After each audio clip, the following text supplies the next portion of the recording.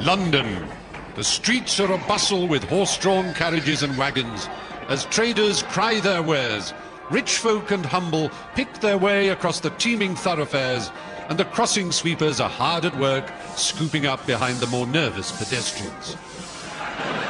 For this is the London of yesteryear, of Queen Victoria, the London of Charles Dickens.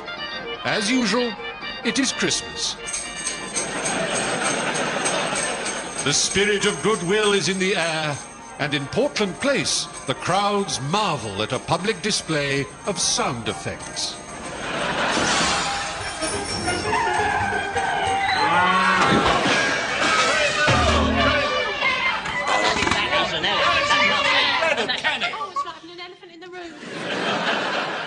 But come away, dear listener, away from the cheery lights and merry throng, away to this dismal street, where we find a gloomy shop front identified in grimy lettering as the Music Emporium.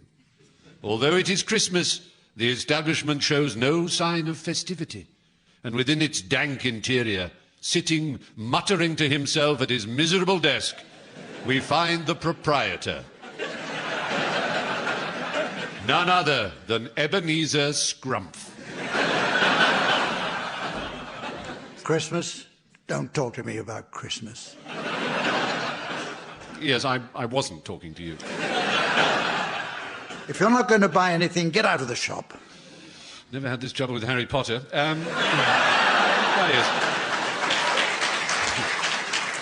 One dusty corner of the premises is labelled Piano Department, and at the piano sits Scrump's penniless clerk, Colin Crotchet. Dressed in shabby clothes and thin as a rake, Colin is very poor. So you've heard him play?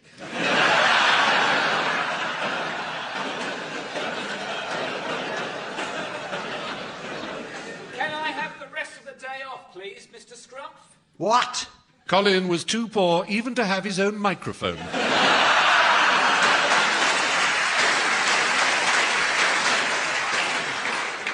Rest of the day off? No. But you can take a short break. Oh, thank you. Right, back to work. We have business to do. Look, customers. Hello, Scrumph. Nice to see you, Scrumph. Oh, it's Tim, Barry and Graham. I didn't expect the three wittiest men in all London. And how right I was. What do you want? We are set upon purchasing some music we can play. Then let me direct you to Mr. Crotchet. Incidentally, it may interest you to know that Colin has recently returned from a tour of Mexico where everyone was talking about his sheet music.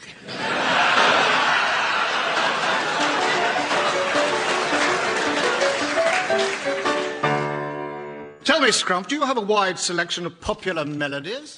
Yes, but here at the Emporium we only specialise in cheap music. So, customers, I'd like you to come up with the titles of cut-price versions of songs that might appeal to a penny-pinching old misery guts like myself. Customer Tim, will you start, please? Would you possibly have a copy of Tea for One by Miser Linelli? Do you have Come and Look at the Window Box, Maud? Or I Just Called to Say You Owe Me. Or I Dreamt I Dwelt in Marble Arch. By chance, do you have a 7 and 6 trombone? Or My Old Man Said Cancel the Van. Swing Low, Sweet Caricot. How much is that doggy in the skip?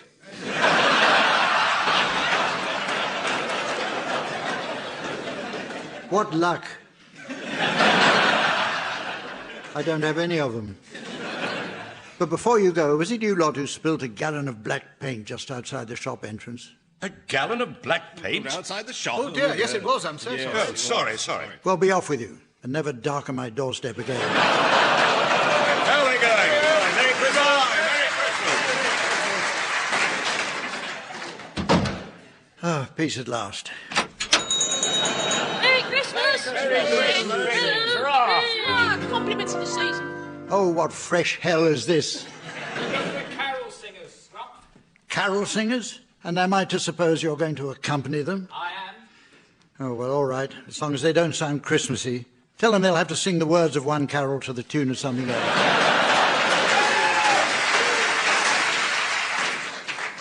Let's try the words of Silent Night to the tune of Tequila.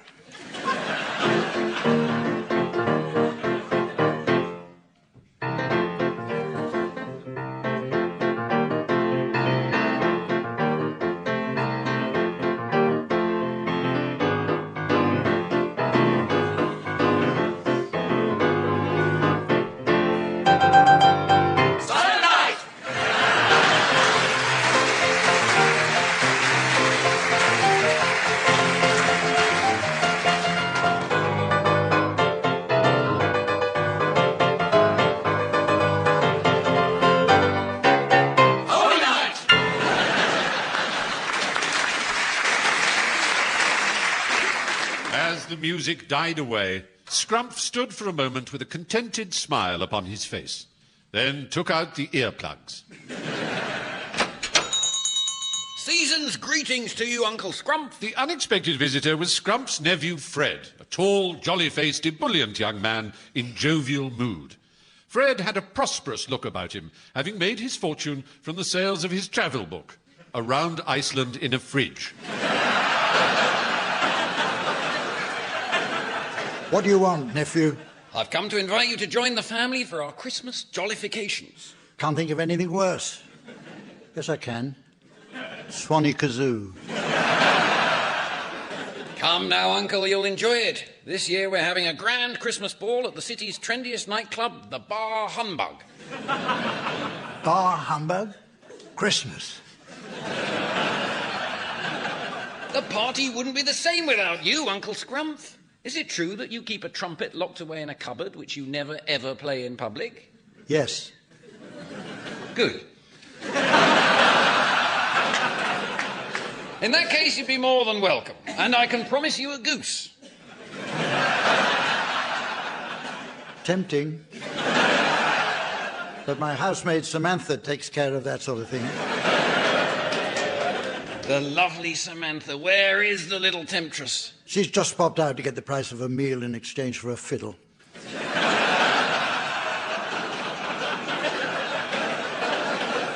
Then, as soon as she gets back, she's promised Colin to polish his upright.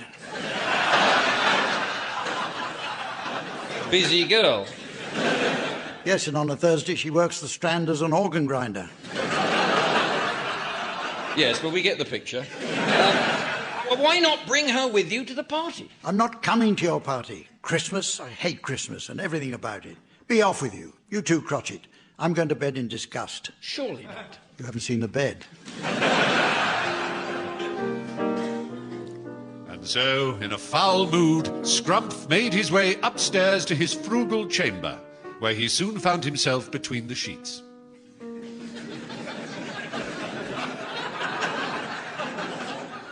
Ah, there I am.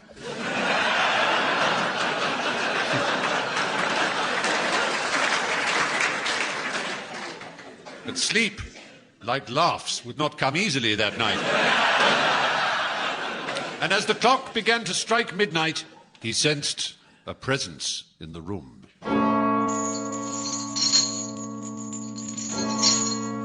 Ooh. Samantha? I've told you before not to bring them home. But he was mistaken, for it was not the delightful Samantha. Oh, no. Looming out of the darkness appeared the figure of a man whose funeral garments and ghastly face were only too familiar to Scrumph. It was the figure of his deceased partner, the late Jacob Marley. Oh, oh, oh, hop-bop-a-loop-bam-a-lom bamboo. Good golly, it's Marley.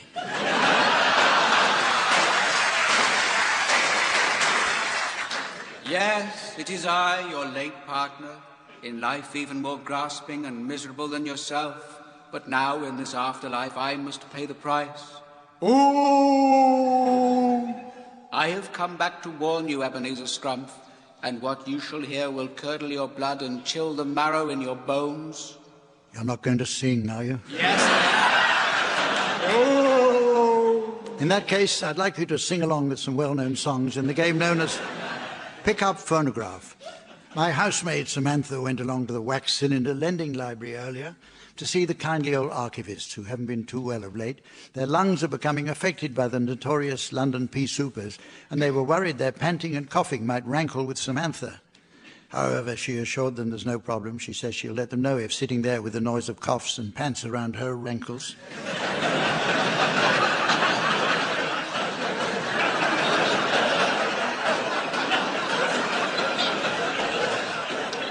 You should sing along Marley until at my signal Samantha turns the volume down to nothing. If on its return you're within a midge's minim of the original, I'll be awarding points. And points mean prizes. What does moronic bellowing mean? This week's prize is sure to delight every veteran of the Crimean campaign who's keen to upgrade his soft furnishings. It's this stylish balaclava pelmet. Your song, Marley, is Gilbert and Sullivan's latest chart topper, A Wandering Minstrel Eye. And as a special treat, I'd like the narrator to join in the loud bits. Off you go.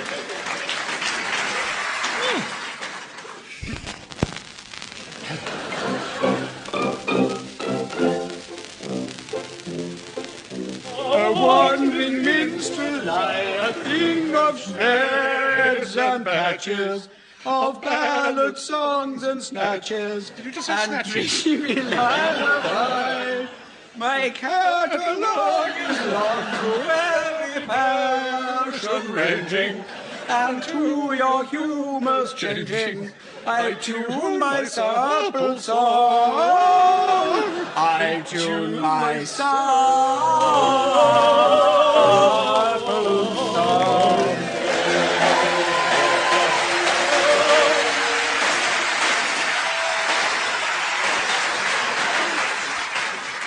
Well, that doesn't frighten me.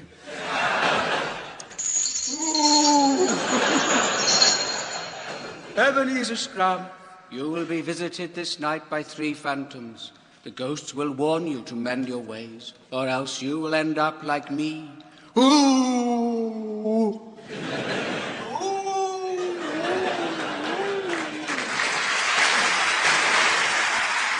And with that, Jacob Marley faded from sight amidst a frightful rattling of chains, doomed forever to roam the land as a travelling accessory sales executive for Armitage Shanks.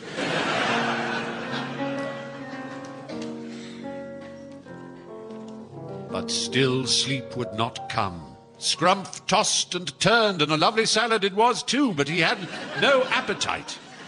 Then, as the clock struck 5 past midnight, another visitor appeared at his bedside.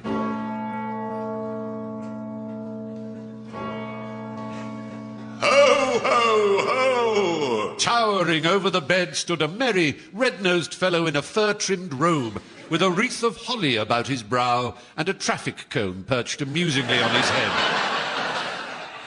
Ho, ho, ho!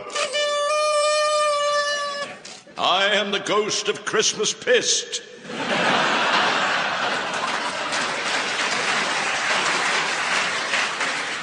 You mean Christmas past? Oh, yes, Christmas past. Easy mistake when you're pissed. What do you want, Spirit? If you've got any, I prefer lager, but... First, I have something to show you.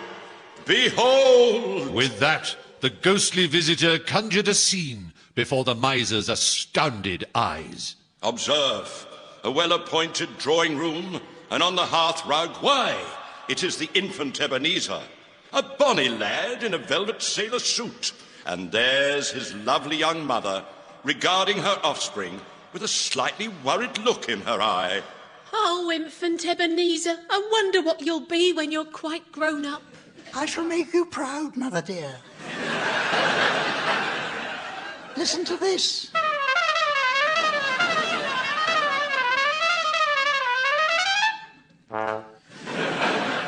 How clever. I think it's time we bought you a trumpet.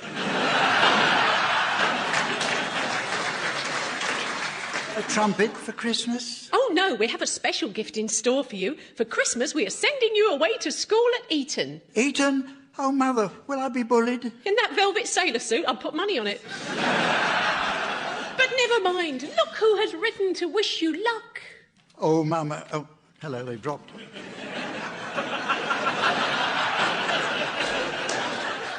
Oh, Mama, a letter.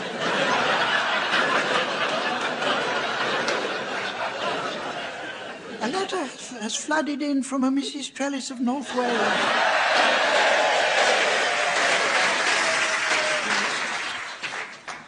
Dear Sherlock, here's a mystery for you. Why do you wear such a bloody stupid hat? I remain your obedient servant, Mrs. Trellis. The years fly past in a twinkling, and now we see the lad at Eton College. It was here that Ebenezer Scrumph made school history when, during a game of football, instead of kicking the ball, the new boy picked it up, leapt onto a broomstick, shot into the air, hooped the quaffle, and to the dismay of the Slytherins, actually caught the golden snitch.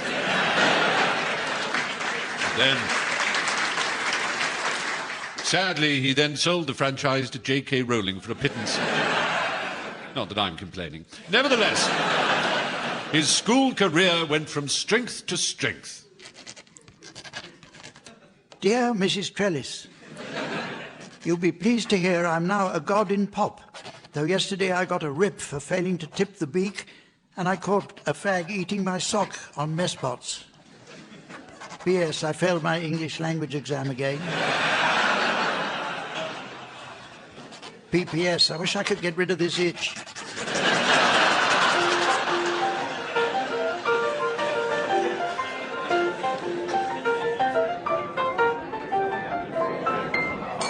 And so your school days fade away. See yourself now, Scrumph, a young man in your first employment, working at the Top Hat Warehouse in Wapping for Mr. and Mrs. Toxywig. Why, this is the Christmas party they laid on for all us young apprentices. And see there, Mrs. Toxywig herself. Welcome, one and all. Now, before the dancing and the games begin, who wants a punch? Yes, a violent woman, but kind. Please tuck into the festive spread. There's goose and turkey and pies and pheasant, venison, grouse, partridge and boiled ham and mutton and beef and some pork chops for the vegetarians. Dear lady, can I tempt you to a monster munch? Oh, whoa. Is it Mr. Dickens? It is. Mr. Dickens? It is. Mr. Charles Dickens? It is. Mr. Charles Dickens? It is. Oh, I'm struck all of a fluster. Pardon me while I throw my apron over my face and rush from the room in hysterics. Oh, sir! Oh, whips and scorpions. I'm as tumbled as a mouse in a whirligig. All puppies at ninepence.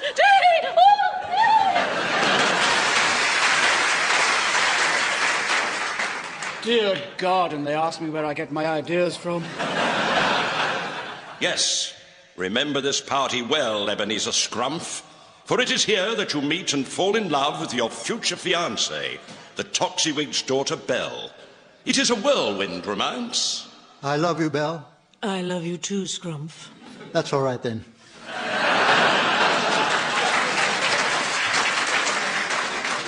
And what a couple you make. Belle as pretty a picture of virtue and innocence as one might ever hope to see. And you, young Scrumph, the pinnacle of elegance. From your stovepipe hat to your drainpipe trousers, a credit to your ironmonger.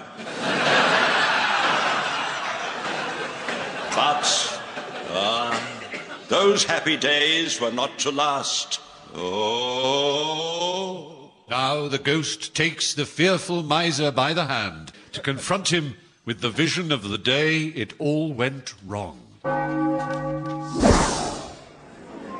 See, we are at the newly built Albert Hall, and on this day, the crowds are gathered for the Christmas finals of the British Empire Mornington Crescent Tournament.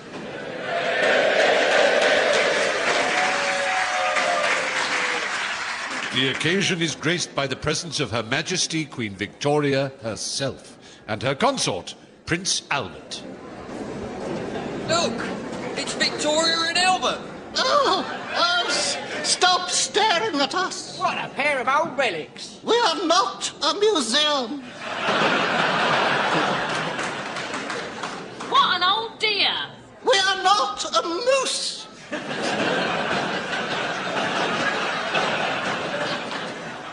Oh, but that dress, it makes her look like a small street with stables in it.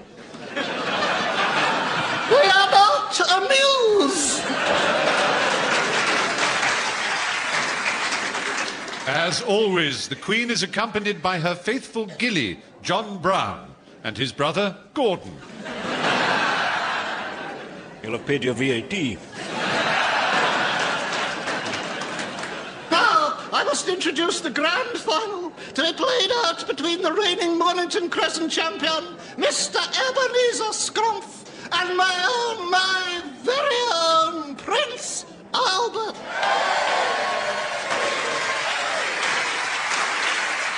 Gott in Himmel, Victoria, not ein chance I am standing. You can do it, Albert, but only if you win. Oh, my darling horse. On with the game. Well, we play if we must, but I have to insist. Prince Albert rules. No, he bloody doesn't. In deference to His Royal Highness, we shall play according to the Saxe-Coburg-Gotha Protocol. All German-related locations count double, but Poland Street is out of bounds. For the time being. Very well, I shall toss for starters. A woman of habit. Here we go. You will call, Mr. Scrumph, tails or me? Me.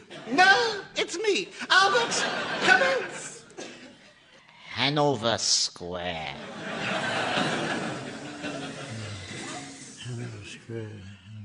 Cheapside. You are new to this game, I think, yeah? The town so good they named it twice? Baden-Baden. Bushy.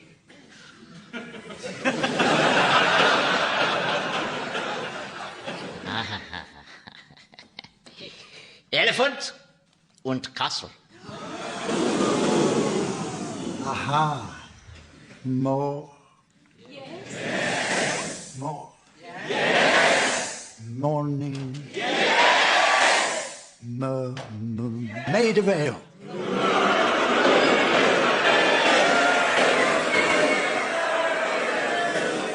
Good, Albert, finish him off. Mornington Crescent.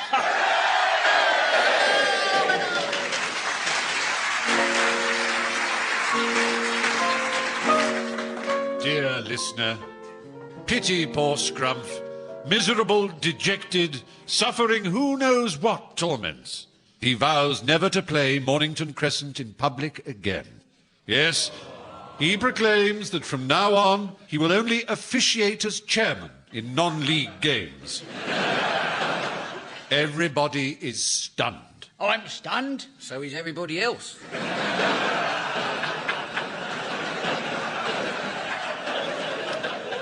Told you. And that isn't the worst of it, for here is his pretty little fiancée, the delightful Belle, who comes to him with a heavy heart. I see you've been to the butcher's. Yes, I got you this heart for your tea. But, Scrumph, after that display, you must know that I no longer love you. Goodbye. What a shame. I'll never eat all this on my own. With that, the vision fades.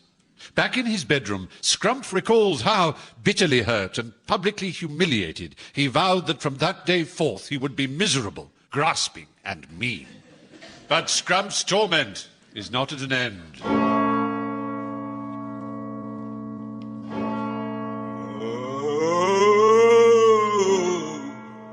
Not another one. The eerie sound comes from within an old stocking that hangs by the fireplace. Who are you? And what are you doing in that stocking? Why are you wrapped in coloured paper tied up with a ribbon? I am the ghost of Christmas presents.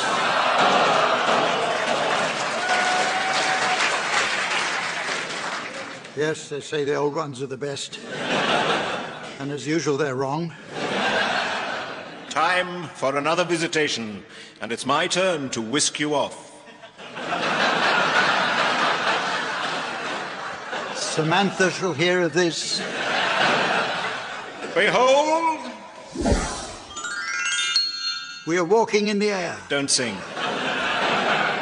Now you shall see how all over the world, even the poorest, humblest folk are celebrating the joys of Yuletide. In the dining hall of the grim orphanage, a stern-faced beadle watches the approach of a plucky little waif. You met the waif?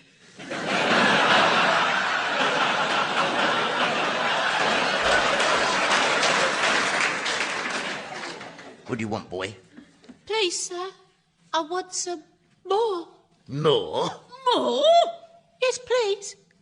Right, one jumbo turkey burger with cranberry relish and extra gherkin. Do you want fries with that? No, sir, for I am on the Atkins diet. Oh, poor little mite. Not long for this world.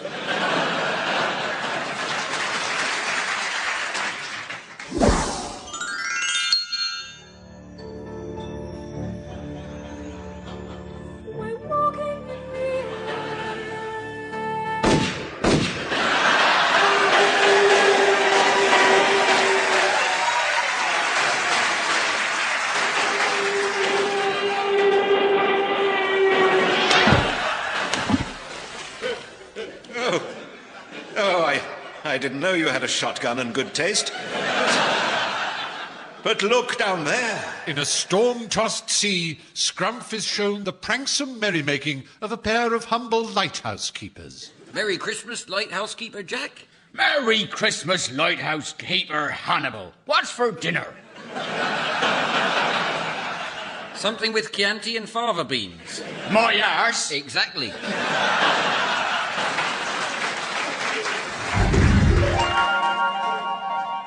What miserable place are you showing me now? Ebenezer Scrumph, before you was the household of your clerk, Colin Crotchet. A poor hovel, but a happy one. Look, there is Mrs. Crotchet, up to her elbows in the wash-tub, wearily engaged in the endless chore of scrubbing her forearms. And at the table, see, there sits the Crotchet's son, Big Tim. Here, Mum, I'm starving, I am. When's Dad getting home with the Christmas whittles? Have patience, Big Tim. Papa will be home directly. Good evening, one and all. Oh, it's you, medium-sized Tim. I hope you're not as hungry as your brother. Gracious, Mamma, my appetite is of a dimension so disproportionately gargantuan that I could willingly consume in its entirety a specimen of the species Equus domesticus.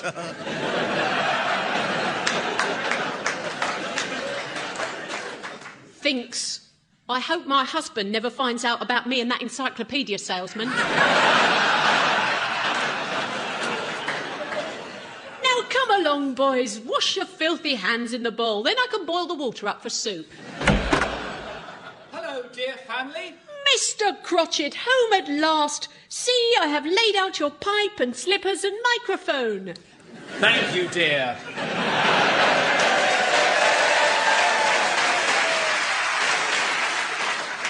Hello, Dad. Hello, Peter. Hello, boys. But where is Tiny Tim? He's around somewhere, but he's so tiny we can never find him. God bless us, everyone. Anybody? No. Can't find him. I'm over here. Why, here he is, sitting in this egg cup. Nearly finished. There.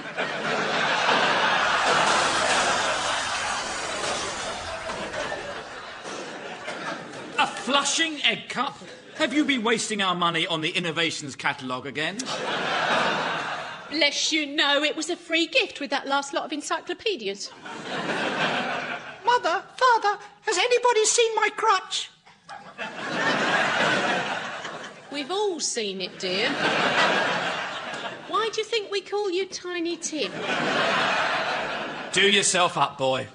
Now, Mr. Cratchit, has Mr. Scrumph given you a handsome Christmas bonus so that your family may enjoy a seasonal feast? No, not a bean, not a sausage. What about a turkey? Oh, yes, he gave me a turkey. But it was so small, it fell out through a hole in my pocket. Why, the devilish old skinflint, he condemns us to yet another miserable Yuletide of poverty and hunger. Don't despair, dear family. I'm always here to cheer you up. I say, why do demons and ghouls get on so well together?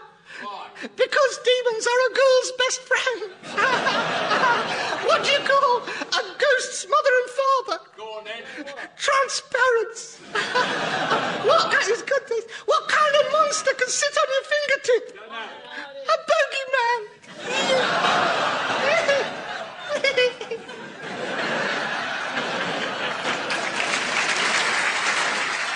See how the little mite overexerts himself to raise the spirits of his family.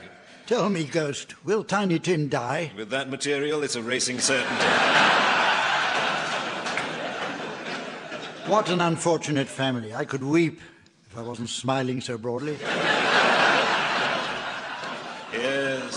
Yes, poverty is a great source of evil, as you shall see from these two allegorical figures. With that, the spirit revealed two dreadful children, eyes staring from hollow sockets, thin, sharp, bony fingers grasping, and all the time a hideous mewling issuing from their thin lips. This child is named Want, and the other one is Deck.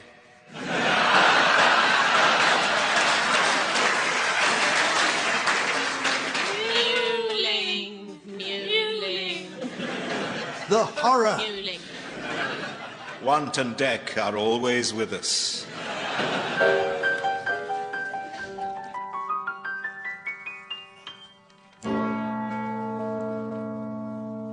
Once again, the clock strikes 5 past midnight.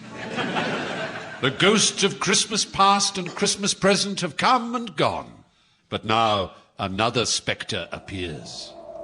The cowled figure stands motionless and in silence. Hold on, I'm getting the hang of this. Speak, Phantom. Tell me who you are. I am the ghost of Queen Boudica. Wait a minute. What happened to the ghost of Christmas yet to come? He was delayed due to unforeseen circumstances. But it's an easy gig, so I set a debt for him. After all, it is Christmas. Christmas? Bah, humbug. Bah, humbug.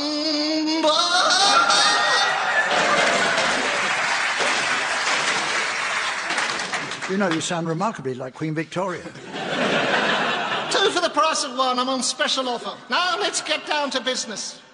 No, please yourself, you'll regret it. Ebenezer Scrumph. Behold the bleak future.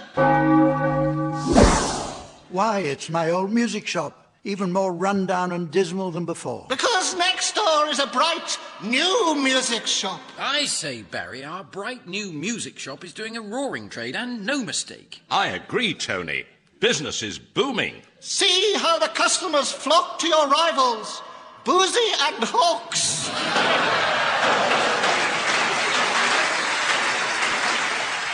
I shall be ruined. Look upon the horrors that lie ahead if you turn your back upon society and neglect to mend your ways. What is that infernal contraption? This is called a wireless set.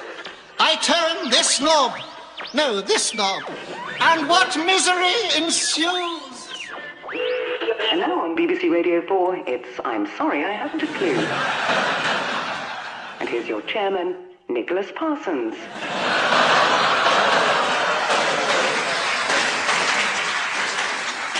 And there's worse. There's the extended version of quote unquote. And rolling 24-hour you and yours. And there's even worse than that. Where are we now? What is this grim and forbidding building? Is it the Fleet Prison? No, it is the BBC. And inside the governors are planning their schedules. Perhaps you'd like to help. Good idea. Right, governors. Can we have your suggestions, please, for a Victorian Radio Times? There's a saucy late-night one here on Channel 4, V. Oscar Wilde. And we have Ibiza covered. I'm a British soldier in the black hole of Calcutta. Get me out of here. Can't cook, don't have to cook. Cook will cook.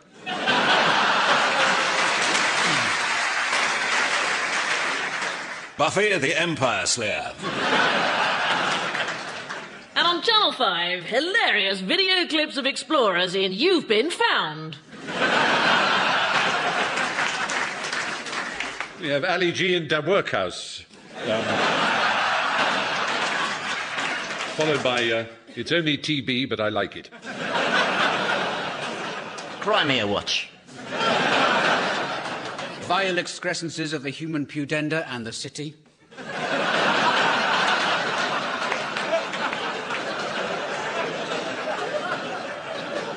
EastEnders. In tonight's episode, Jack the Ripper wants a word with Phil Mitchell.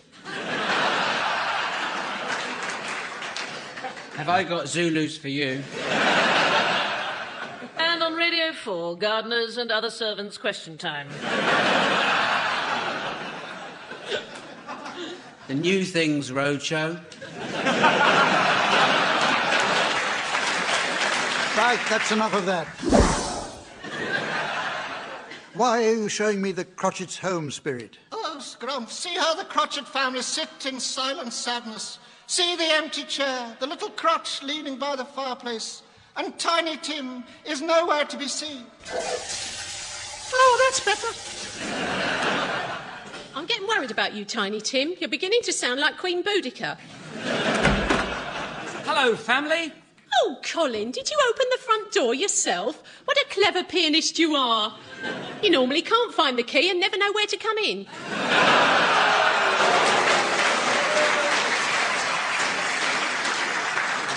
I'll have you know, my Rachmaninoff recital went incredibly well last night. I always said your music had magical powers. Remember the time you made that blind man deaf? Yes.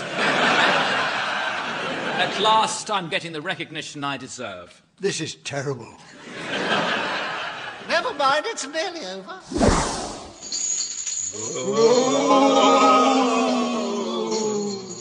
Oh, it's Jacob Marley and the Wailers. Ebenezer Scrumph, I hope you have learnt your lesson. Never mix the grain with the grape, unless you're making muesli.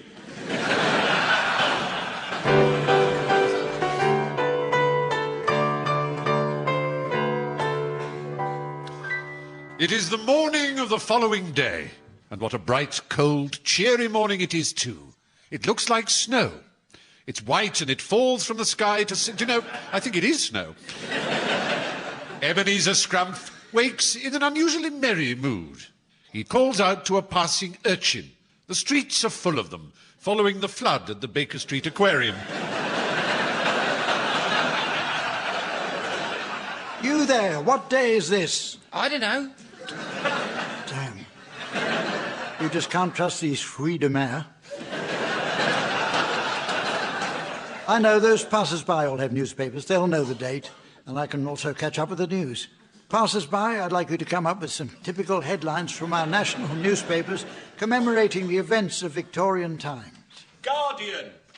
Goldstone becomes Prime Minister.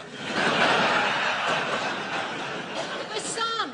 Jim Davidson to entertain troops in Crimea. Light Brigade volunteer for Valley of Death. The Sport. Lady Windermere opens 100% genuine photos. Daily Mail. Mrs. Beaton quits lucrative cooking gig to run Norwich City. The Sun, see our page 3 stunner? What a pair of ankles. Mirror. Arriva Trains apologise for delayed Stevenson's rocket. This is due to the wrong kind of Lord Huskisson on the track. Daily Mail. Poison Zulu spears can be launched within 45 minutes. Manufacturer recalls thousands of penny-farthing bicycles after one wheel found to be ludicrously bigger than the other. I can't think how we missed it, says Quality Control Manager.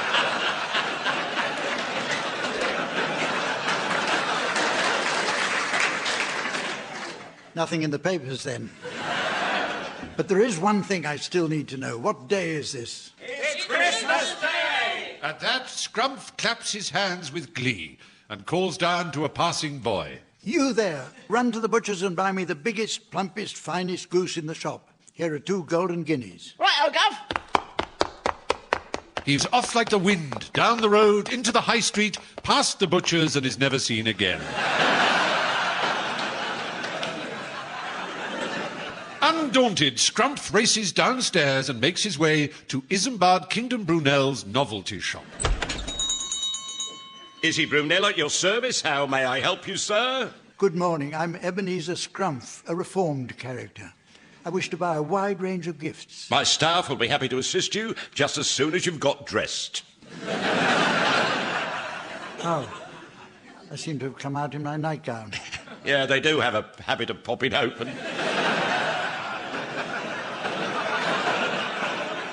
Not to worry, it's Christmas. So, staff, it's time to examine items that might feature in Mr. Isambard Kingdom Brunel's Innovations Catalogue. Gentlemen, surprise your good lady with this amusing novelty ring. By kind permission of the inventor, His Royal Highness Prince Albert. Actual size may vary. For the busy man about town, the combined top hat and travelling commode.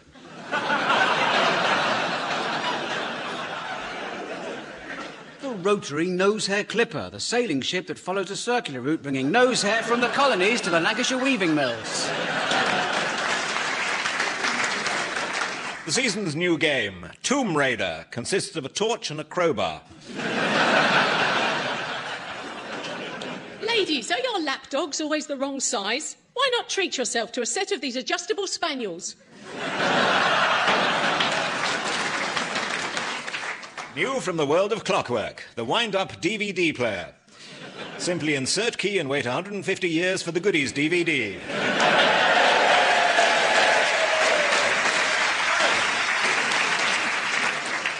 But while Scrumph gleefully makes his purchases, not far away, at the home of the Crotchets, Colin and his family sit around their pathetic Christmas spread. Shall I carve? Why bother? It's only a sardine. Oh, Mr. Crotchet, the shame of it! A single solitary sardine for Christmas dinner. Look on the bright side, dear. No arguments about who gets a leg. Oh, what does it matter as long as we're all together? You can shut your face. May I come in? I knew it would be you.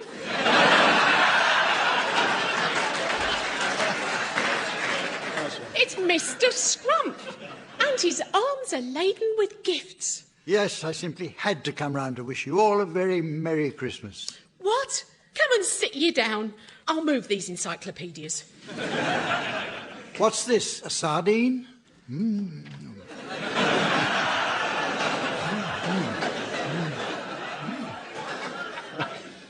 Delicious. Well, I must be on my way. I have these presents to deliver and a Christmas ball to go to. Goodbye. Bastard!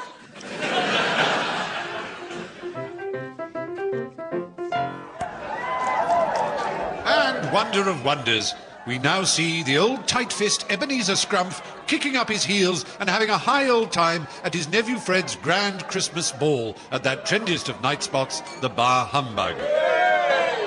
And what a party it is. The men trying on each other's top hats and the women comparing their Miriam Margolyes impressions. Great party, Fred. Glad to see you having fun, Uncle. What's this? Is your lovely housemaid Samantha not with you? No, sadly, Samantha is suffering from housemaid's knee in both legs. Oh, I'm sorry to hear it. No, it's all right. Knees apart, she can't be faulted.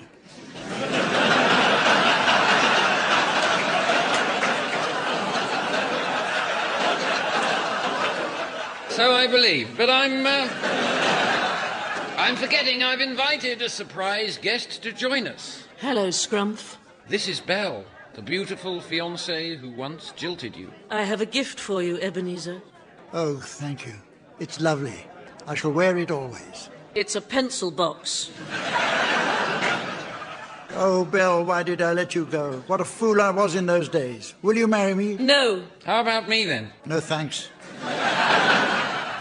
I'll marry you, Fred. Result! What care I as long as everyone's happy? And still the guests arrive. Who are all these people? Will somebody kindly introduce me to all these late arrivals at the Victorian Christmas ball? Nephew Fred, will you start, please? Please welcome Mr. and Mrs. Nage of Steam and their daughter, Golda Nage of Steam. Mr. and Mrs. Wilde and their flamboyant son, Marty.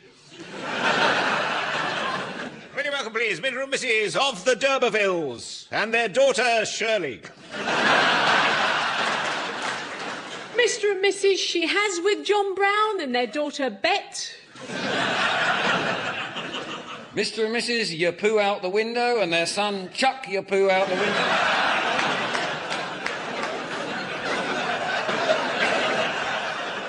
From Ireland, Mr. and Mrs. O-Prussian War 1870 to 71 and their son, Frank O-Prussian War 1870 to 71. Mr. and Mrs. Calcutta and their son, Black Olaf Calcutta.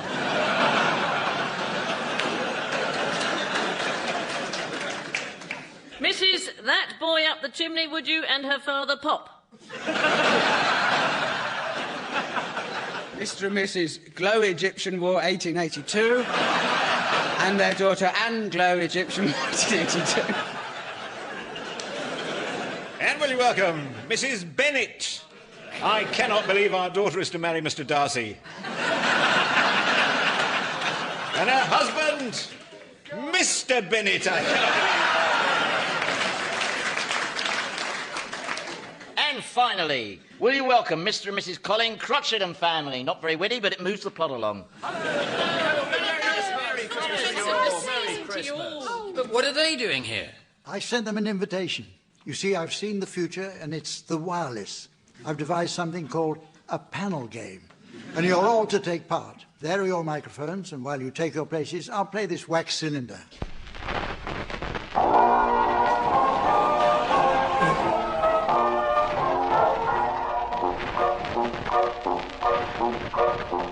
It's, I'm sorry, I haven't a clue. A panel game. At the piano is Colin Crotchet, and your chairman is Ebenezer Scrumph.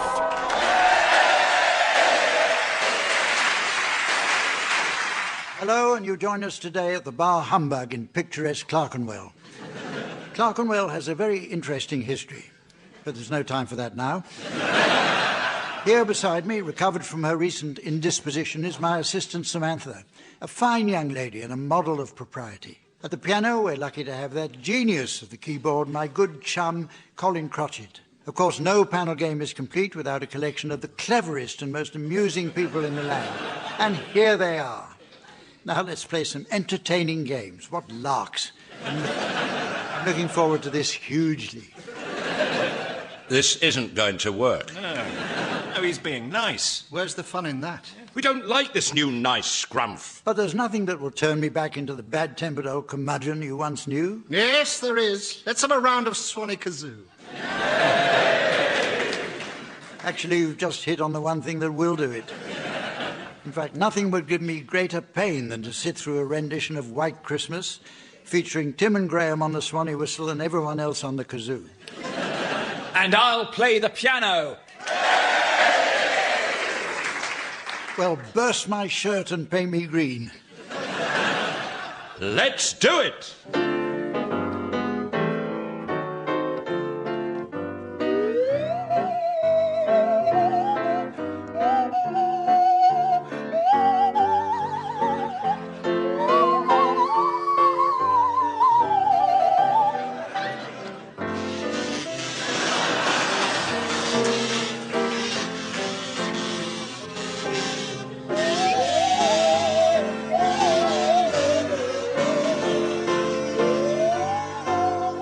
Well, ladies and gentlemen, as the nuts of time roast gently before the fireplace of eternity, and the plump bird of fate receives the stuffing of a lifetime. I notice it's the end of the show, so from the players, Samantha, and the fine folk of old London town, it's goodbye.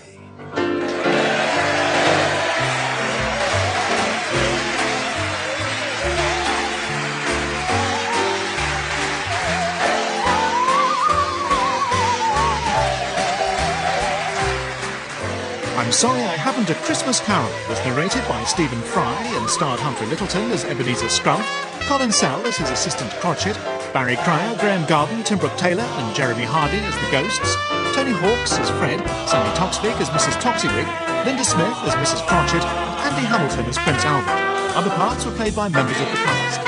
The programme was written by Graham Garden and Ian Pattinson with contributions from the cast. Music was performed by Humphrey Littleton, Adrian McIntosh, Lee Hutton and Colin Sell at the piano.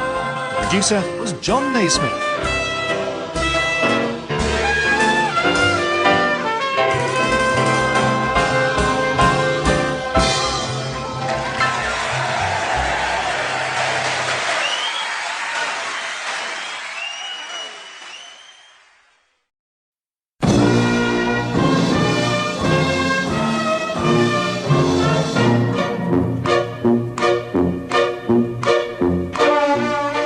We present I'm Sorry I Haven't a Clue, the antidote to panel games.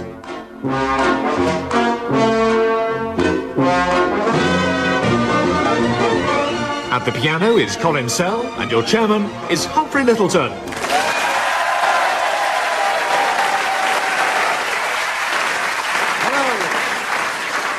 Hello and welcome to a special Christmas edition of I'm Sorry I Haven't a Clue. Unless you're listening to the repeat, today is Boxing Day, a special day which takes its name from the tradition of the Christmas box. This was an ancient institution which involved citizens presenting one another with gifts, each one contained in, as the name suggests, an attractive carrier bag. These presents were usually so disappointing, invariably ill-fitting pullovers knitted by elderly relatives, that a full-scale punch-up would ensue, and this in turn gave rise, of course, to the modern-day sport of rugby football. Incidentally, if you are listening to the repeat of this programme, today is Christmas Tuesday, a less special day, which takes its name from the fact that it's Christmas Tuesday. Right. I'd like to introduce two fabulous teams, but you can't have everything, so here are on my left Barry Cryer and Graham Garden.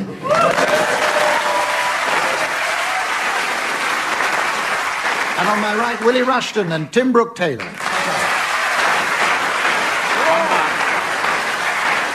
And finally, would you welcome someone who more than fills her own stockings? Our scorer, the lovely Samantha.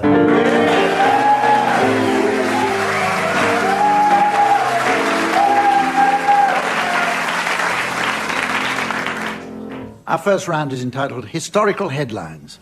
It may be of interest to some listeners to know that there were, in fact, several newspapers in existence at the time of that first Christmas 2,000 years ago. In comparison with today's newspapers, these were primitive, ill-written documents. So, pretty much the same, really. Teams, I'd like you to suggest how our papers might have covered the Nativity. And Barry, I'm going to ask you to start, please. Headline in the Daily Mail, Branson sponsors virgin birth. Willie? I got one from the Independent, which is sparse queues for Herod's Christmas sale.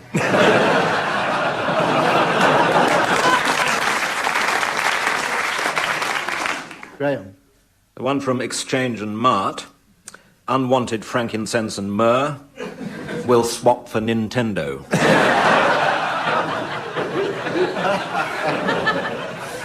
And Tim? I've got one, The Guardian. It says, in our earlier edition, Son of Dog should have read...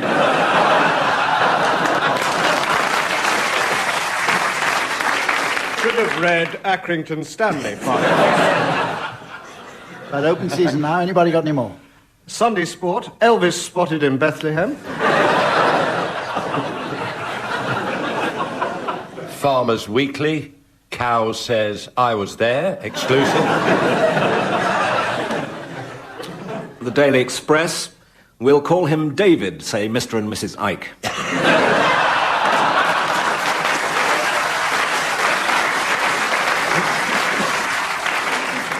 Times, we were following yonder star, unlikely claim by three wise men held at customs. Sun with their usual snappy headline. Jezza of Nazar, born in Beza, Gaza in Gaza. Okay. Knitting and Knitters special swaddling supplement. Okay, shall we go on to the next one? Why not? Yes, let's. The next round is called Word for Word. If you don't remember it, it might help.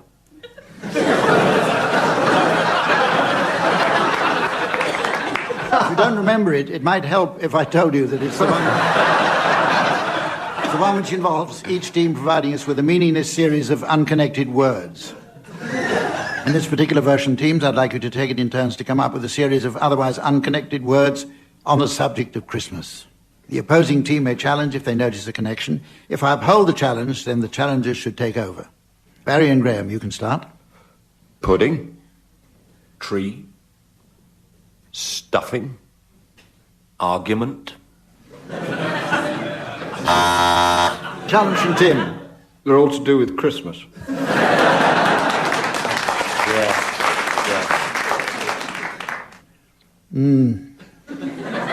A nice point, but I'm going to overrule it. Fair enough. Carry on, Barry and Graham. Partridge. Tinsel. Shouting. Graham obviously has the same sort of Christmas as I have. Berry. Hatchet.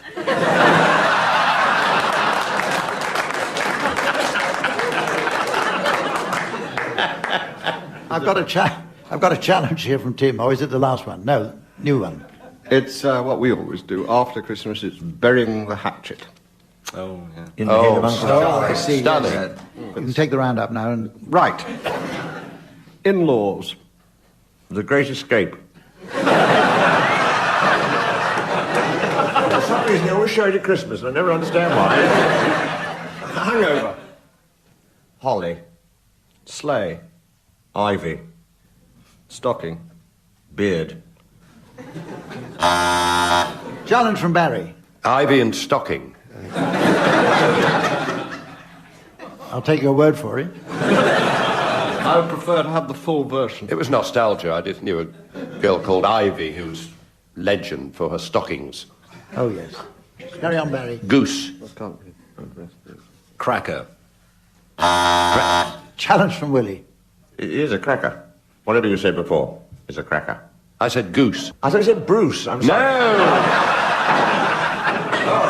That's all right. We all know Bruce is a cracker, but I didn't know. No, sorry, I take that back. Carol. Disappointment. Challenge from Tim. Team had a I knew a girl called Carol, and she was...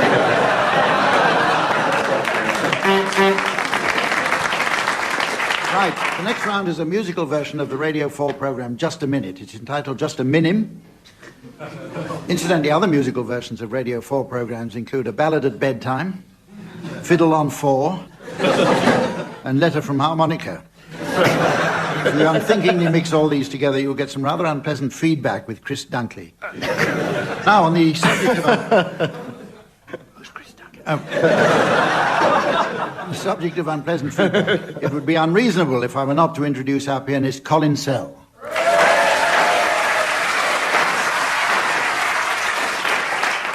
Unreasonable but understandable. Teams, I'd like you each to sing a well-known song without repetition, deviation or hesitation. The opposing team may challenge with their buzzers if they feel the rules have been infringed in any way. The song is The 12 Days of Christmas. Graham, will you start, please? On the first day of Christmas, my true love sent to me a partridge in a pear tree. So far, so good. On the second... Challenge from Tim. Repetition of so.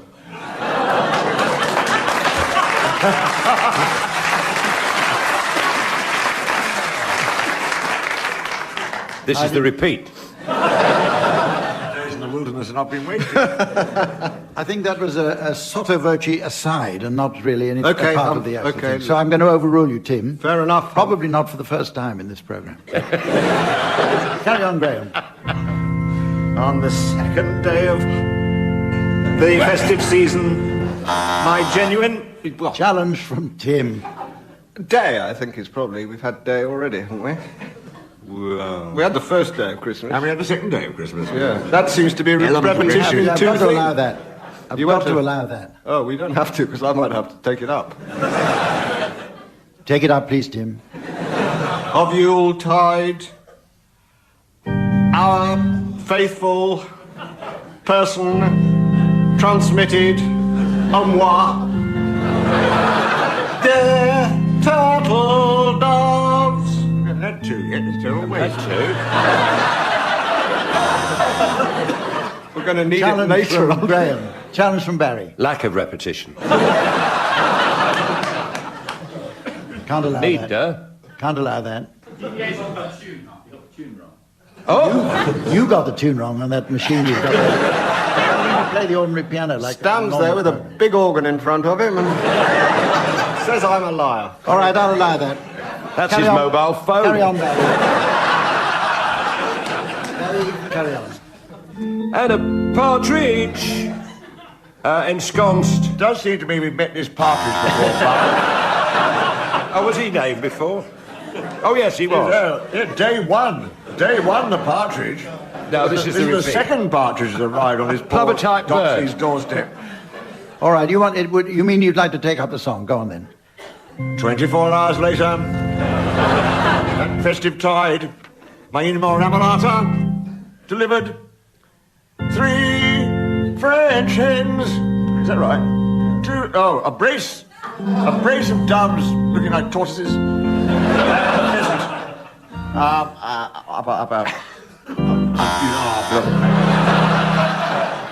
Challenge from Barry. Terminal hesitation. You have a Buzzy's Derek Nimmo for that. I've heard out in 25 years, as far as I know. Now it's time for our special... I've begun the link on the next one, please, Colin. Not soon enough. Now it's time for our special Christmas version of the favourite round, Good News, Bad News. It's called Good Tidings, Bad Tidings. Teams, you should take it in turns to continuously alternate good tidings and bad tidings until I'm overcome by life or this programme, or both, when you hear the distinctive cheering sound of Santa's sleigh bells.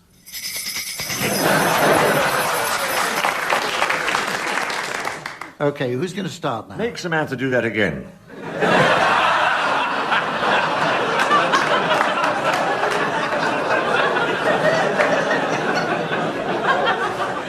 Graham, will you start, please?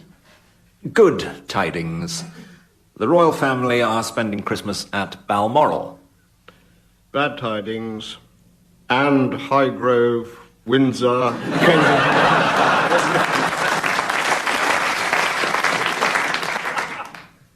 Good tidings. Prince Charles has been seen under the mistletoe.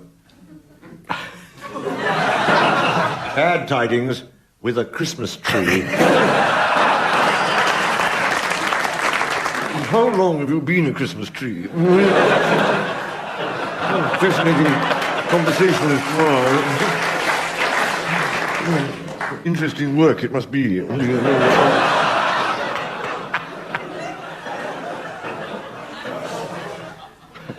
Good tidings. The Queen Mother's looking forward to her 100th. Bad tidings, they've run out of ice and lemon.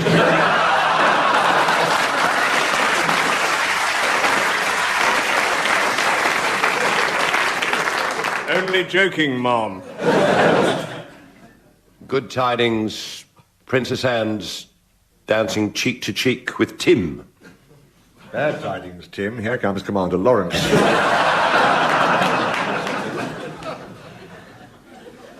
Good tidings. Prince Philip has gone out to shoot turkey. Bad tidings, he missed and hit Greece. Shot himself in the foot. Good tidings. The Queen's Christmas message was shorter this year. Bad tidings. Just the one finger.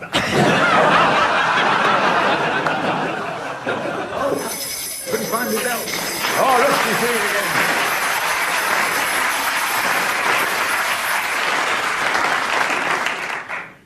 Now, it's time to play the game called Mornington Crescent.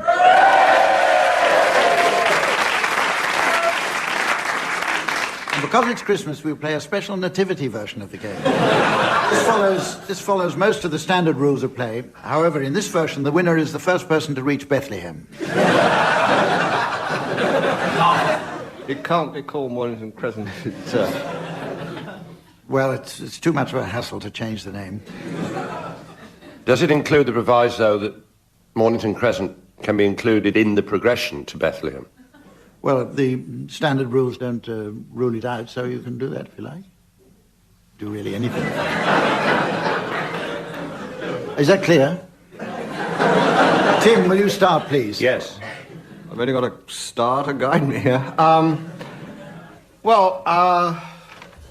Tarsus.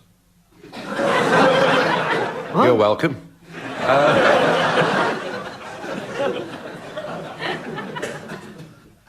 Nazareth Muse.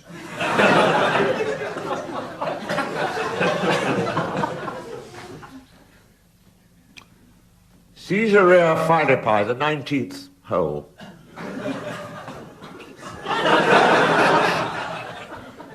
Shepherd's Bush.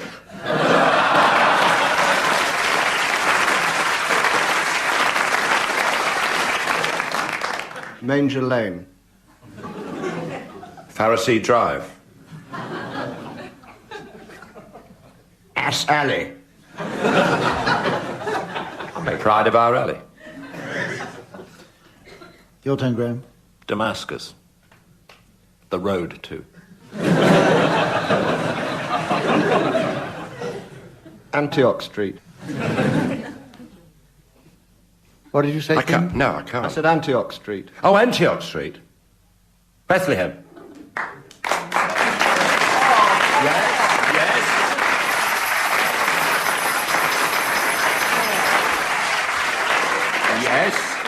Anything wrong with that, Tim? You seem annoyed by that decision.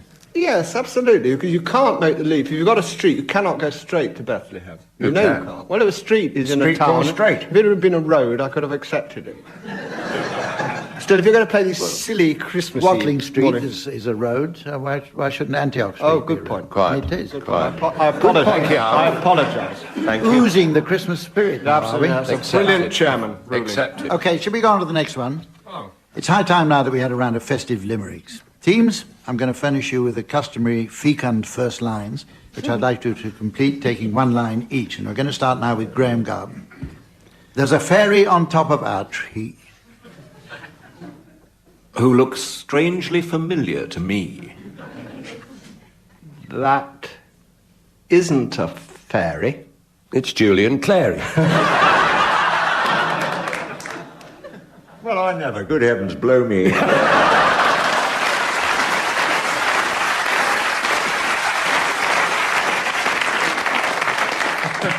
Nice one for you, Tim. Oh. In the night when you've hung out your stocking... In the night when you've hung out your stocking, from the chimney, you'll hear something shocking. It might well be Santa. He's been at the decanter.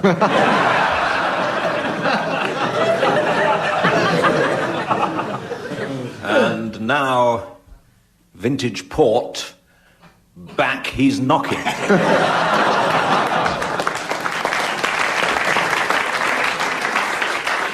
First line for you, Barry. This Christmas we found a Yule log. This Christmas we found a Yule log on which there was sitting a frog.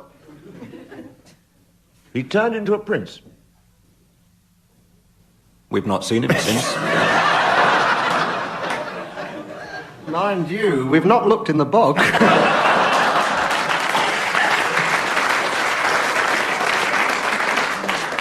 Right, Willie, last one for you. When Santa gets bored in his grotto. When Santa gets bored in his grotto, he doesn't play bingo or lotto. He sits on a shelf.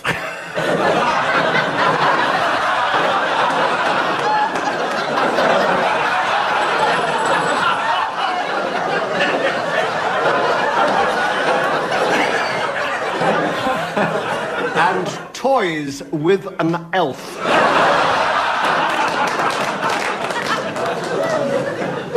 Sod this for a lark is his motto.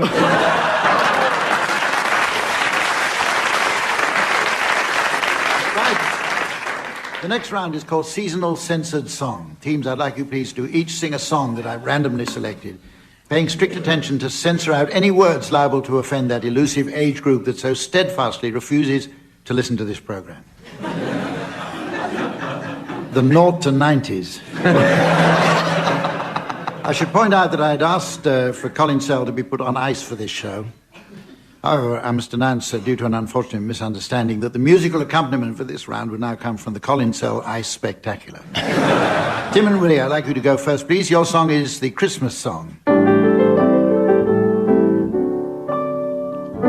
Chestnuts roasting on an open fire, Jack Frost nipping at your carols being by a choir, and folks like Eskimos, everybody, a turkey and some mistletoe help to make the bright tiny tots with their all aglow will find it hard to tonight.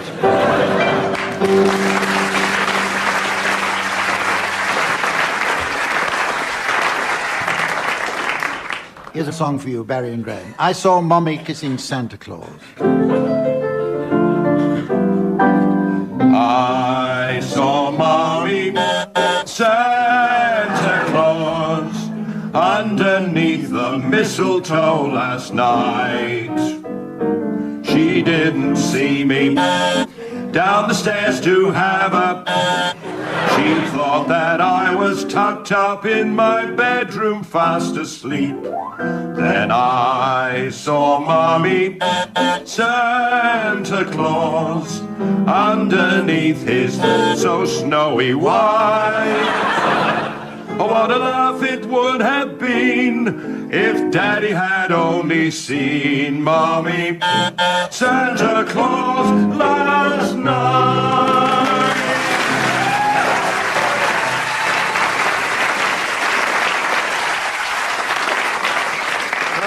It's almost time for us to rush like greyhounds unleashed into the new year, but before we go, I'll just squeeze in a swift round of Santa's Film Club.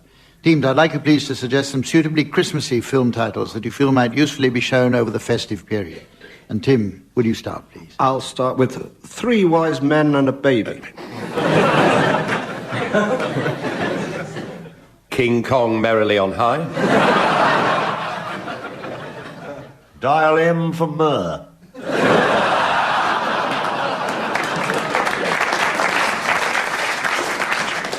The Lone Reindeer.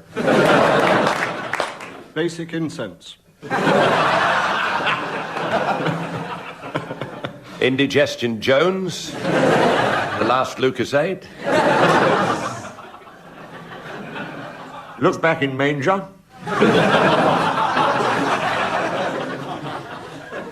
The Silence of the Turkeys.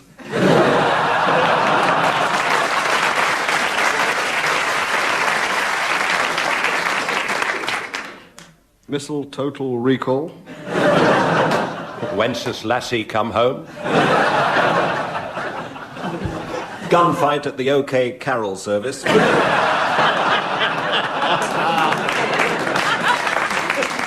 Separate stables. The mince pie that came in from the cold. When Harry Met Santa. Jagged Sledge. Ladies and gentlemen, this is where I have to... Ho, ho, Home Alone 2. The Turning of the Scrooge.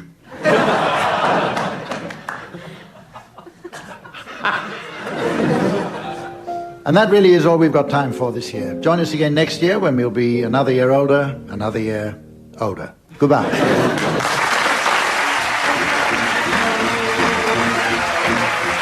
Tim Brooke Taylor, Barry Cryer, Graham Garden and Willie Rushton were being given silly things to do by Humphrey Littleton, with Colin Sell setting some of them to music. The programme was produced by John Naismith.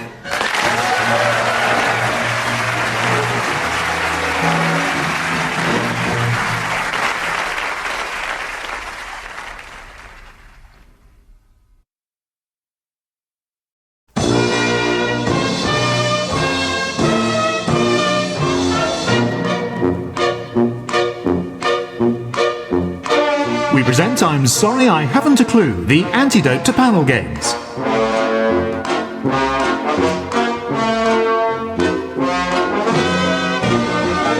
At the piano is Colin Sell, and your chairman is Jack Dean.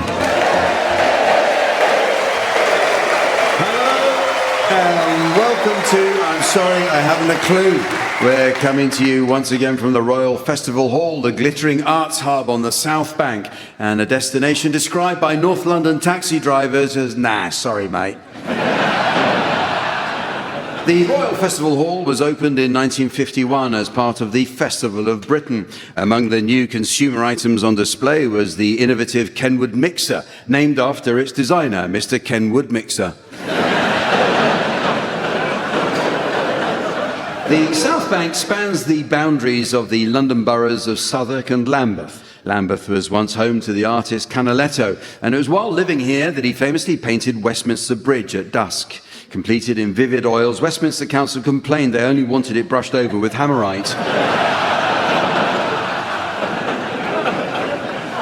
We couldn't visit Lambeth without a mention of long-term resident, the late Wally Smith. Not well known among the general public, Wally was a legendary BBC radio studio engineer on many favourite shows from the 50s onwards. Still working in his 80s, in 2023, Wally passed away peacefully in his sleep, recording an edition of In Our Time.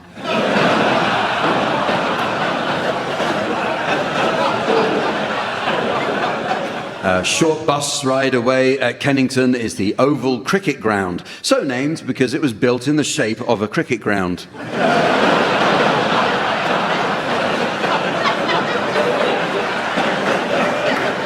In the 1990s, nearby Neal's Yard Dairy began selling its famous small-batch artisan cheeses. Artisan is derived from artigiano, the Italian word for 16 quid cheddar.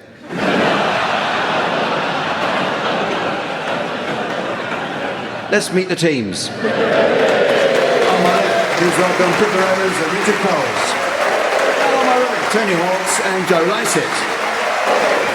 And taking his place on the scoring desk next to me, please welcome our resident tree trunk in trunks. It's the immaculate Sven.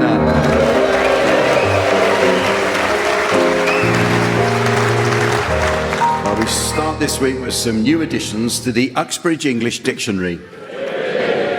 A good dictionary is essential for learning the correct use of similar terms. For example, many people don't know the subtle difference between the words landslide and avalanche. Well, landslide refers to the movement of rock, soil, or debris down a slope under the influence of gravity, whereas avalanche is what Italians do around midday.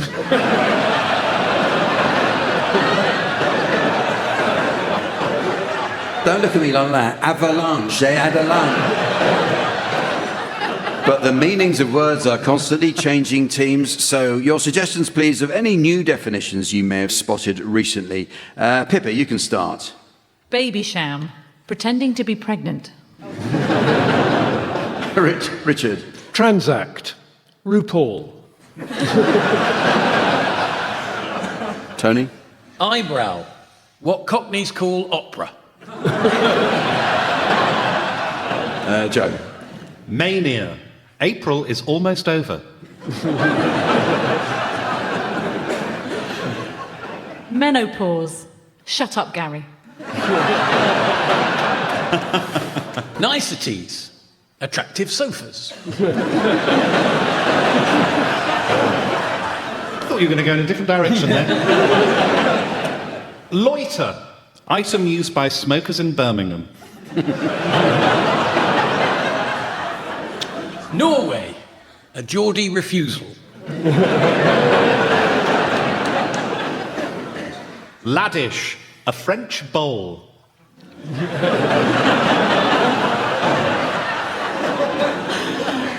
Hatchet. Couldn't find the toilet. Justin Bieber. Exclusive to Kensington Boutique. Very good. Muscular. Terrifying billionaire MAGA-loving vampire.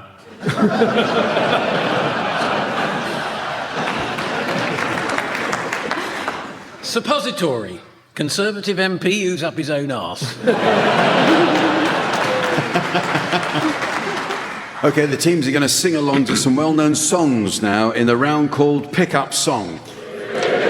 These days, rare vinyl fetches a fortune at auction. The holy grail for collectors is Amy Winehouse's anti-Saudi Arabia protest single. They tried to make me go to Riyadh, but I said no, no, no.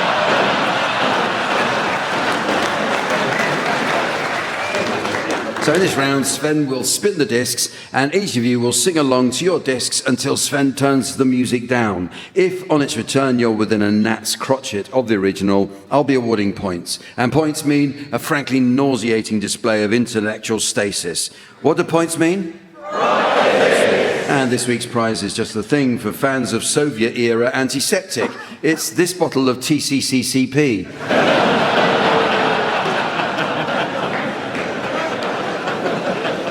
So, Richard Coles, I'd like you to start, and I'd like you to accompany Elton John in tribute to the fact that its first live performance was in this very room in 1972. I'd like you to accompany Elton John. It's lonely out in space on such a timeless flight.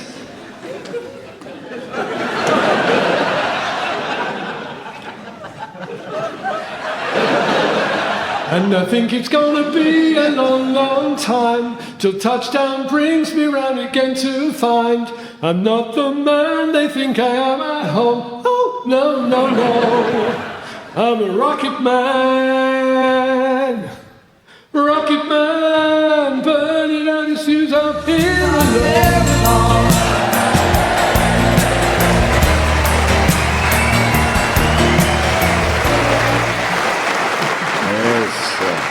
That's Richard, he's still got it, hasn't he? Okay, you're next, Joe Lycett. I'd like you to accompany Morrissey and the Smiths singing Heaven Knows I'm Miserable Now. I was happy in the haze of a drunken hour, but heaven knows I'm miserable now. I was looking for a job and then I found a job. And heaven knows I'm miserable now. In my life, why do I give valuable time to people who don't care if I live or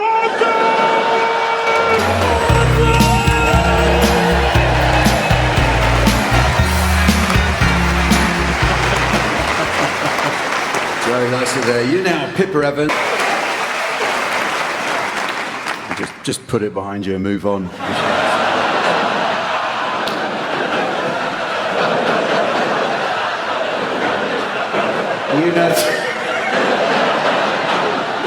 You know, Tony Hawk's. I'd like you to sing, and it's going to be the Communards hit "Never Can Say Goodbye." But as we are blessed with the company of Richard Coles, the founder member of the Communards, I'd like him to accompany me on the piano with Richard.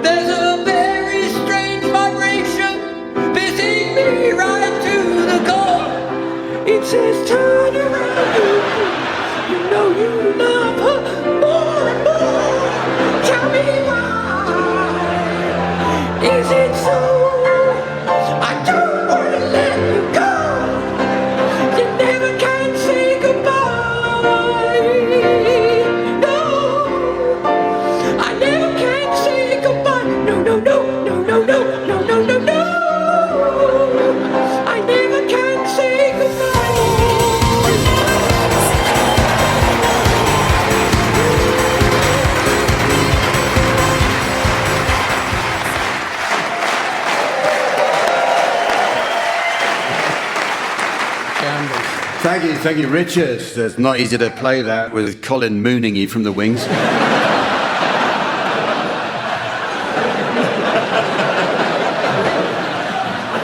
And thank you, Tony. I think if Jimmy Somerville heard that, he'd probably say, yeah, it's a bit camp.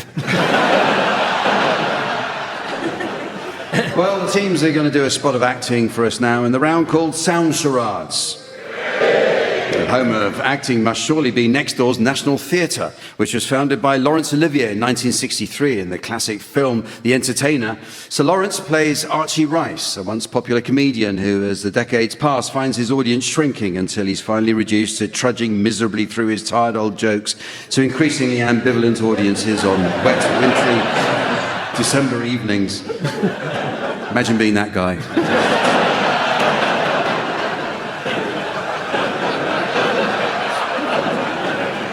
In our version of charades, team members are permitted the use of their voices. So, Pippa and Richard, you're to start, please, and your title will shortly be displayed to the audience via the laser display board. And here's the mystery voice for listeners at home. Tipping point. Tipping point. This is a TV game show, and it's 2 words. Oh, hello. I was wondering if you could give me directions. I'm looking for the illegal landfill site.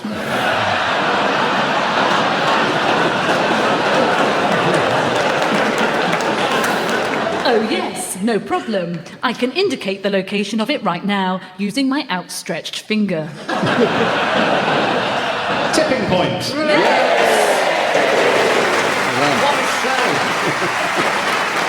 Okay, your turn, Tony and Joe. Your title is now being exhibited on the laser display board. And here again is the mystery voice for listeners at home. News at 10. News at 10. Okay, this is a TV program as well. 3 words.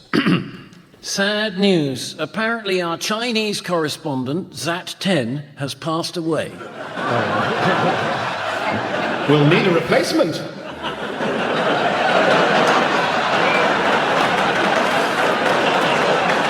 That would be News at 10. Okay, final title now for you, Pippa and Richard. And here's the mystery voice for listeners at home.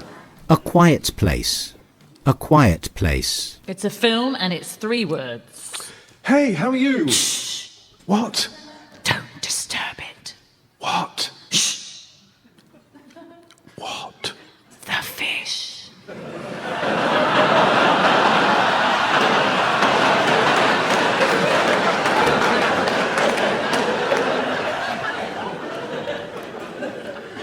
Which fish? Shh. Which fish? The flat one over there. What's a flat fish? Like Skate? Skate. Cod? Is it Dab? Is dab flat? Keep going through flat fish. Haddock? Quiet. We've got to be a quiet haddock.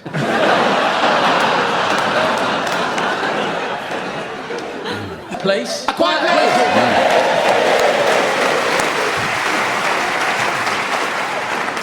Well, it's now time to play the game called Mornington Crescent. But first I notice our postman's sack is bulging with a letter. It comes from a Mrs. Trellis of North Wales. She writes, Dear Santa Claus, at this time of year I think back to my late father. Every December he had a job delivering Christmas parcels door to door to the hard of hearing. He loved that job, although the training was very tough. He spent 6 months at the School of Hard Knocks. Sincerely, Mrs. Trellis. So on with the game, and since we find ourselves on the site of the Festival of Britain and its celebration of technological advance, this version of the game will be played with the assistance of AI. So each player has access to the AI assistant chatbot, who will guide them through what promises to be a classic round of the great game. So, players, are you ready? Yep. Yeah. Already, AI assistant, are you ready? As ready as I'll ever be. Yeah. Bit of a cliche, but never mind. Here we go. Over to you, Tony Hawks. Tony Hawks is an American skateboarder born May 12,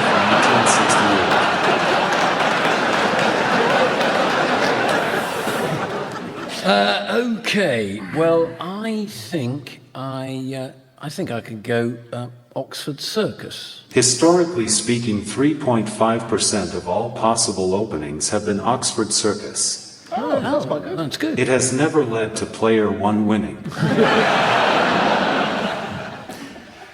Richard Coles. Gloucester Road. Oh, it's Joe's first go, isn't it? It is. It's the first time he's played. That's for sure. Yeah. I think you can. I don't think you don't want to pull your punches at this point. I think you. Sorry, Joe. Gloucester Road. Gloucester Road. No, it came with an apology, so that's. Over to you, Joe Lycett. Joe Lycett is a British comedian. He was born July 5th, 1988, and comes from Birmingham. Can't we just, unplug this? If I came from Birmingham, I would unplug myself.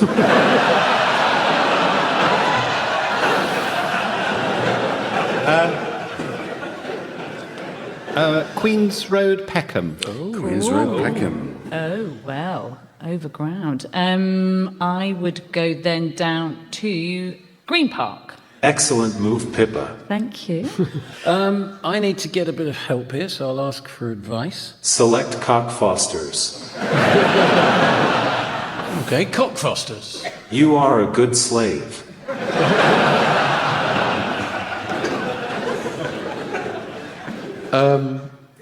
Waterloo. No, a better response is Mornington Crescent. It wouldn't have been because that would compromise the lateral. So. What do you mean it compromises the lateral? Well, you can't declare when you're in nid. That's the point, you see. So yeah. You're making it up.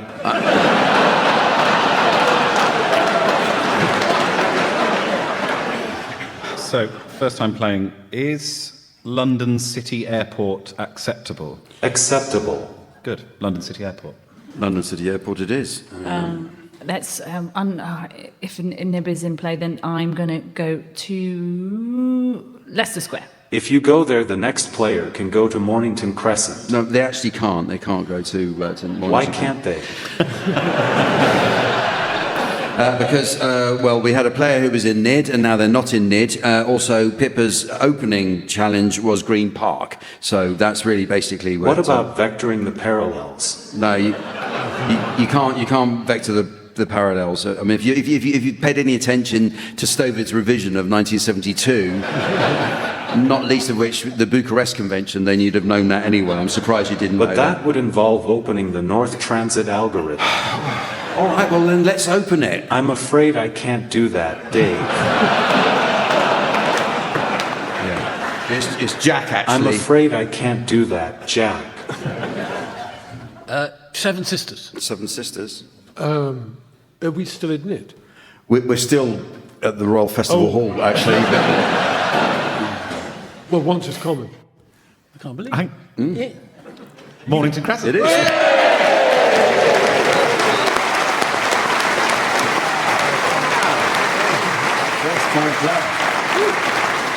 Okay, next is a round called Marching Time. I see Colin has cleared a path for the teams to march round on, so platoon by the left, quick march. Okay, teams, in this round we're going to try out some marching chants for other non-military occupations. So I'll call out the name of each team in turn together with the name of a different occupation or group, after which you teams will begin your chant. And the first up is Tony and Joe, and you will be Thames Water Executives. We get paid for building drains. We get paid for building drains. That overflow each time it rains. Overflow each time it rains. Filling rivers day and night. Filling rivers day and night. We get a bonus, you get shite. We get a bonus, you get shite. Your turn, Joe, and you'll be beauticians. For a price that's very fair. For a price that's very fair. We remove unsightly hair. We remove unsightly hair. Including, and we must be blunt, Including, and we must be blunt. the strip that's down there on your front.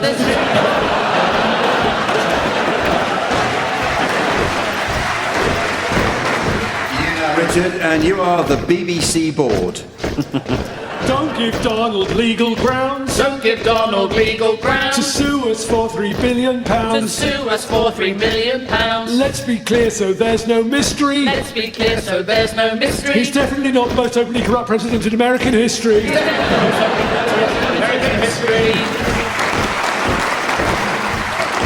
Pippa, you'll be the only woman on the panel. Oh, yeah. It's lonely, the only woman on the panel. It's lonely, the only woman on the panel. Testosterone I have to channel. Testosterone I have to channel. But if I want to make them blush. But if I want to make them blush. I just mention my uterus. I just mention my uterus. And you now, Tony, and you are Church of England clergy. We're of service to our nation. We're of service to our nation. Always there for our congregation. Always there for our congregation. Unless you're those unlucky souls. Unless you're those unlucky souls. Whose reverend's name is Richard Cole.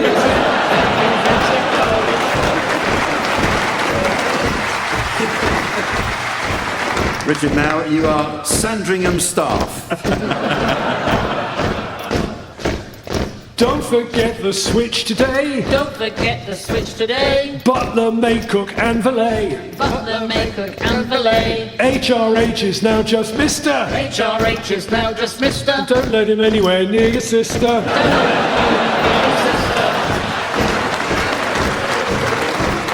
And finally, Joe, you'll be first-time panellists on I'm Sorry I Haven't a Clue. Clue has been a dream for me. Clue has been a dream for me. Meeting Colin and Jack D. Meeting Colin and Jack D. Everyone's been very pleasant. Everyone's been very pleasant. But I still don't get Mornington present.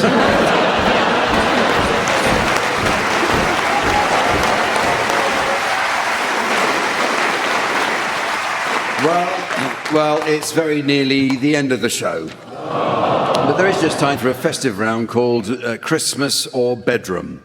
Now, always keen to maximise profits, TV companies have moved into seasonal merchandising. For example, supermarkets now stock Lee Mack's 1% Club Christmas crackers, Bradley Walsh's The Chase Christmas crackers, and there are even old Greg Wallace MasterChef Christmas crackers. The Greg Wallace Christmas crackers are unique as they pull themselves.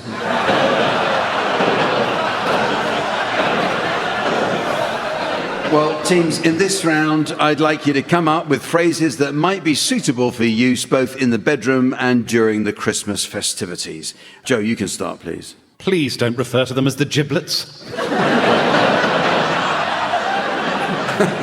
Richard. Is that Tiny Tim you're holding, or are you just pleased to see me? Pippa.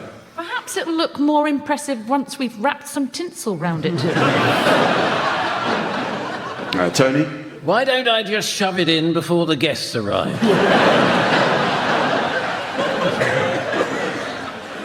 It's not the same since Nan died.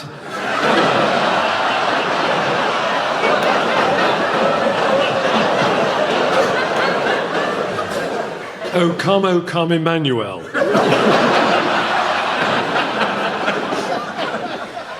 Feels like there's still a tangerine down there. Come on, pull one with me, Granny. You could at least try and look like you're enjoying it. We've run out of cling film. That's not how Delia does it.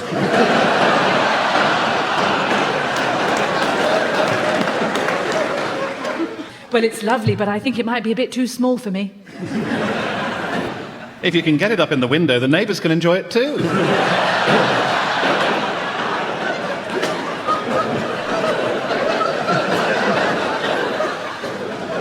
Make sure the juices are running clear. There's nothing I like better than a rousing carol.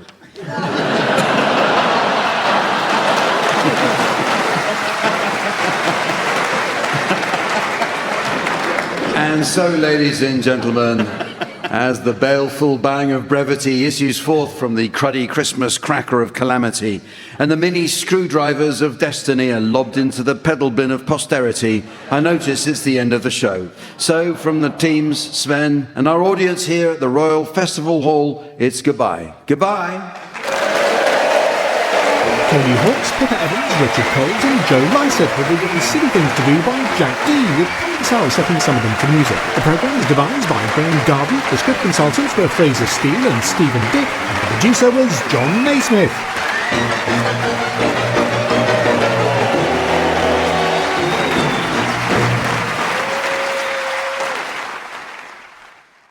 In a moment, I'm sorry I haven't a clue.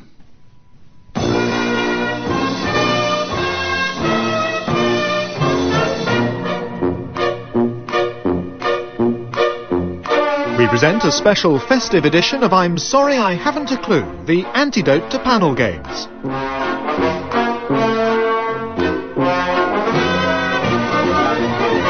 At the piano is Colin Sell and your chairman is Humphrey Littleton.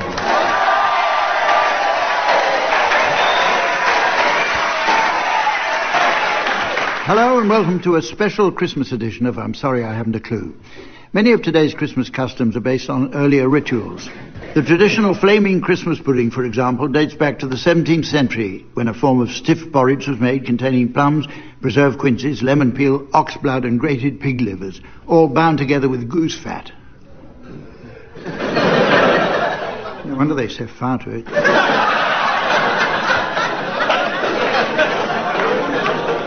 As it was prepared, children would be treated to a lick of the mixing bowl on what was known as Stir-Up Sunday, that being the day before Throw-Up Monday.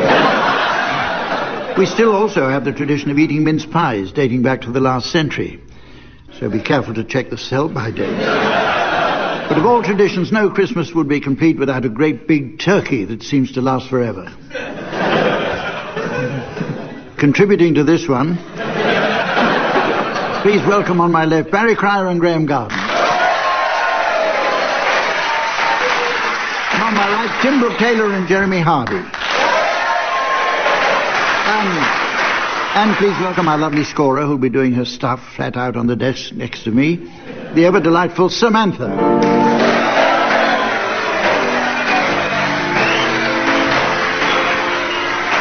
Right. We start with a game called Complete Crackers. In this game, the teams will attempt to provide punchlines to terrible jokes, just like they do in all the others.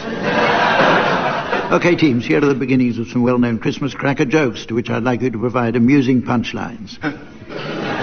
Graham, what do you get if you cross a cowboy with an octopus? You get Butch Cuttlefish and the Sundance Squid. Very nearly right. Oh. Billy the Squid is the answer. So Tim, close. now, why do cows have bells? Because if they had balls, they'd be bulls.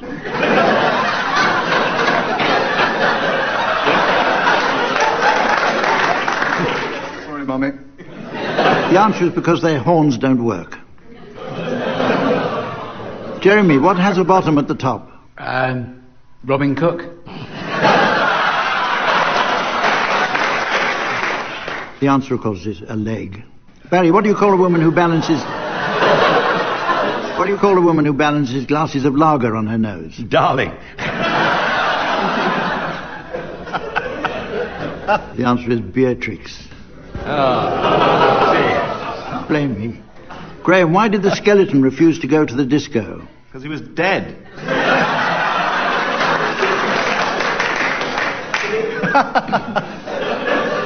Because he had no body to dance with.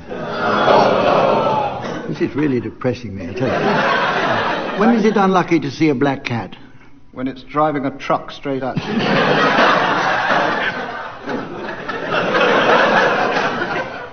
Or when you're a mouse. That's true. That's true. Jeremy, what do you get if you eat too many Christmas decorations? Yule logs.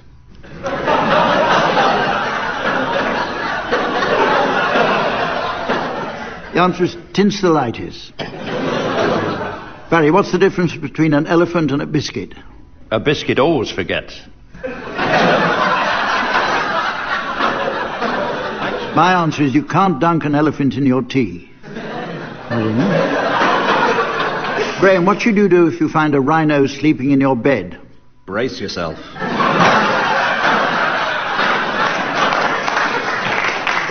The answer is sleep somewhere else. See the point of that.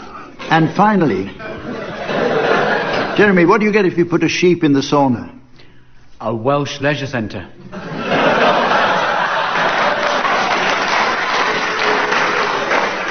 The answer is a woolly sweater. The teams are going to sing for us now in a festive edition of one song to the tune of another. Accompaniment will be provided by Colin Sell, who I was interested to read has something of a reputation for his funk music arrangements. According to my copy of the Arts Guardian, if it's a good dance rhythm you want, you can always rely on Colin Sell to funk it up.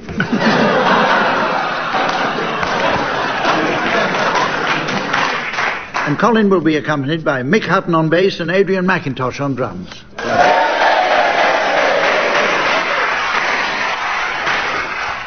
Graham, will you start, please? I'd like you to sing the words of the Bee Gees' Surfing USA to the tune of While Shepherds Watch Their Flocks by Night.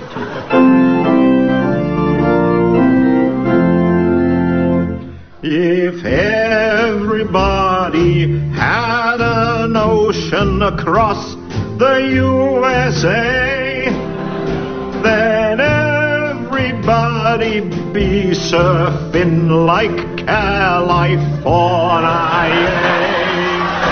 You'd see 'em wearing their baggies, Huarachi sandals too, a bushy blonde hairdo, surfing USA.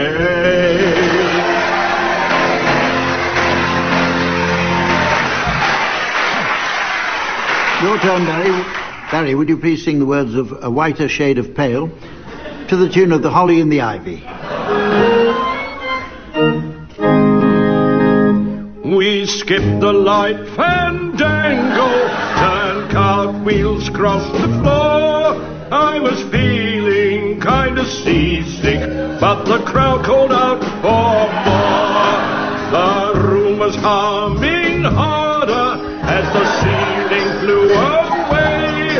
Then we called up for another drink. The waiter brought a tray, and so it was that later, as the miller told his tale, that her face at first just ghostly turned a whiter shade of pale.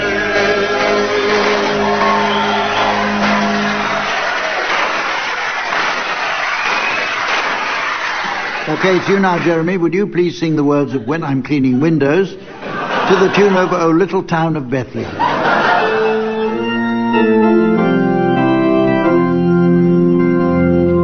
Now I go cleaning windows, doing an honest job. For a nosy packer, it's an interesting job.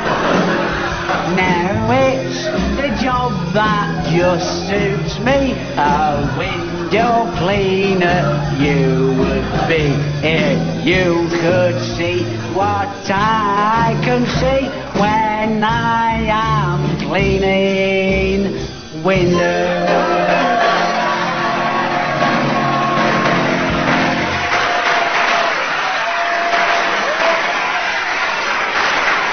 Turned out nice again. Tim, would you please sing the words of Hit Me With Your Rhythm Stick to the tune of Ding Dong Merrily on High? In the deserts of Sudan and the gardens of Japan, from Milan to Yucatan, every woman, every man, hit me with your rhythm stick, hit me, je t'aurai liebe dich, hit me with your rhythm stick, hit me slowly, hit me quick, hit me, in the walls of Borneo and the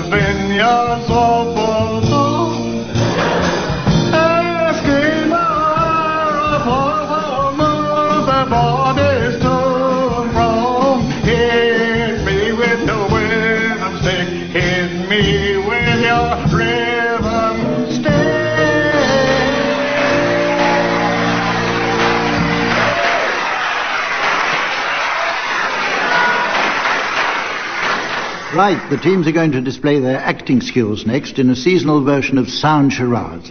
This is based on the old TV favourite Give Us a Clue, where players had to mime to titles given to them on cards by Chairman Michael Aspel. The undisputed mime master was Lionel Blair, who used to get quite emotional at times. Who can ever forget the tear of pleasure in his eyes he bent over the chairman's desk to receive a man called Horse?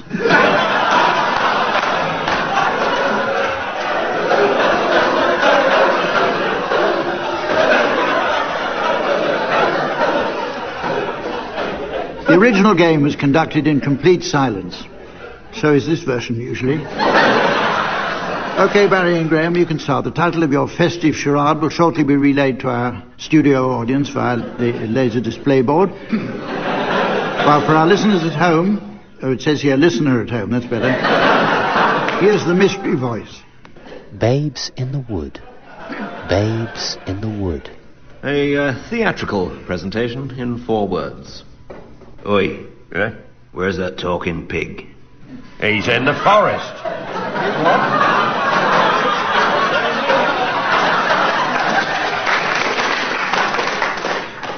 Oh. Talking pig in the forest. Yep. Groundhog Day. No, it's 4 words. Is there another word for a pig coming to it, like a hog or a... Well, how many talking pigs do you know by name? Babe? But not the babe in the film. Babe in the city. That's not... Babe in the forest. 2 babes. Babes in the wood.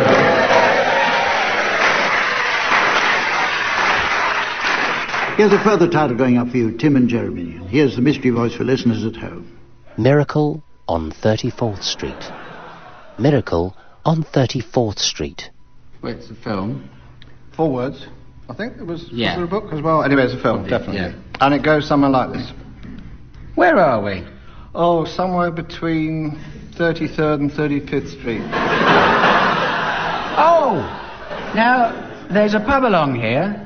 Fancy a drink, Barry? Crier, that is. No, not for me, thanks.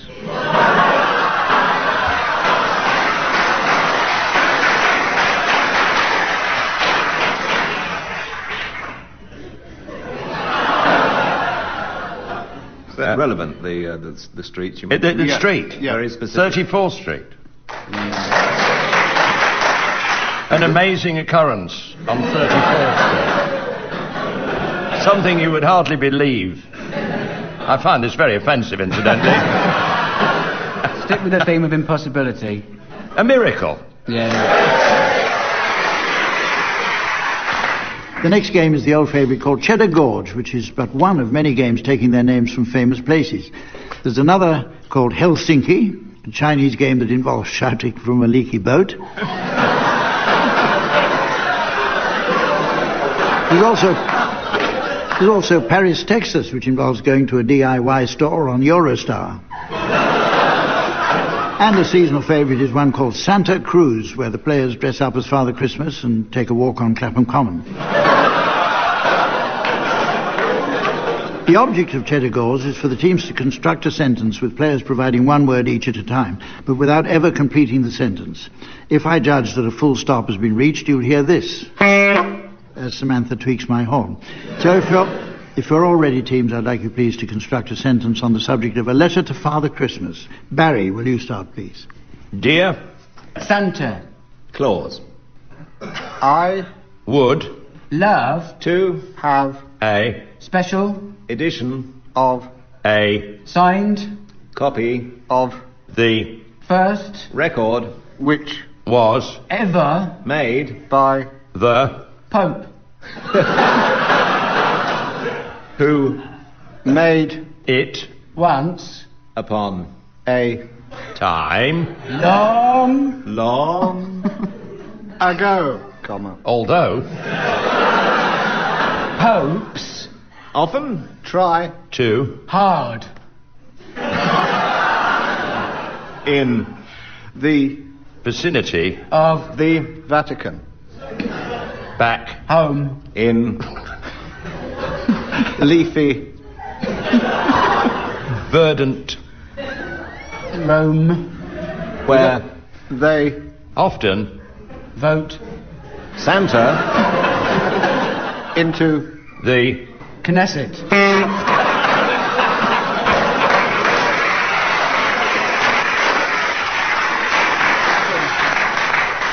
It's now time to play the game called Mornington Crescent. First, I noticed from the small mountain on my desk this week that we've been sent a scale model of Kilimanjaro.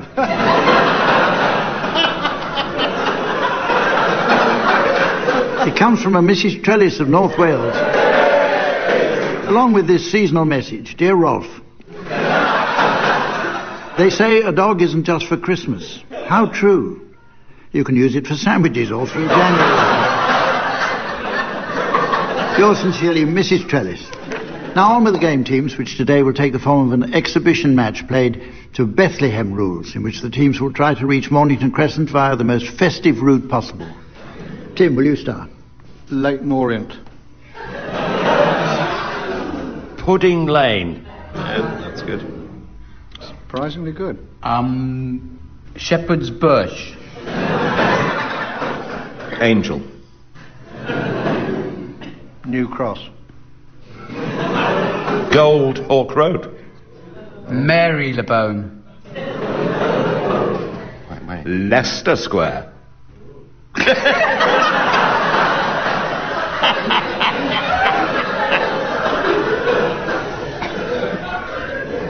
Moorgate. Birdcage Walk. You can't be serious. Wait. Oh, yeah. That's it. No. It's And they were Store Afraid Avenue.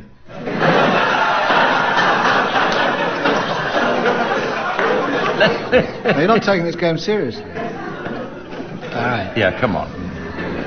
Merton Park. That's better. Tinsel Rise.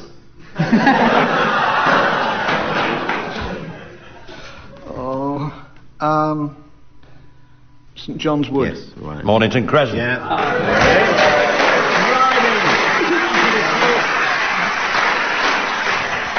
OK, we have a special treat now, something that's known in broadcasting circles as a landmark event. The game is a celebrity version of What's My Line, the erstwhile popular TV show, where panellists try to guess the occupation of a guest who could reply to questions only with yes or no. So, for example, if the answers to the questions, do you like meeting people, does your job require a lot of training, and do you know anything at all about hi-fi, were all no, then the guest was obviously a sales assistant in Dixon's.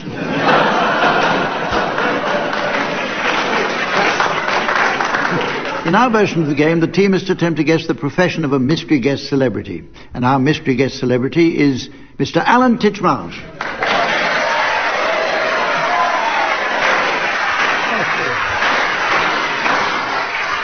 Now, Alan, before the teams try to establish precisely what it is you're doing for a living,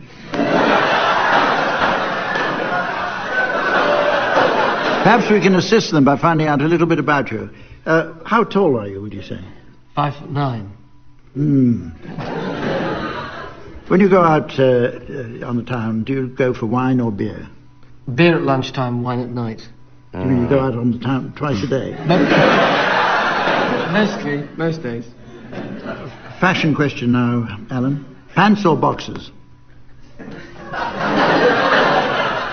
Pants. Pants. Inside or outside? Inside. Do you like contemporary pop or traditional jazz? Traditional jazz.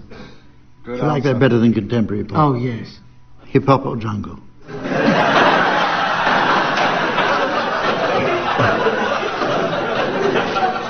Yes. Most interesting. Right, I'll shortly be asking Alan to perform a brief mime of his occupation, but before I do, here's the mystery voice for listeners at home. Alan is a gardener. Alan is a gardener. Okay, Alan, would you perform your mime for us now, please?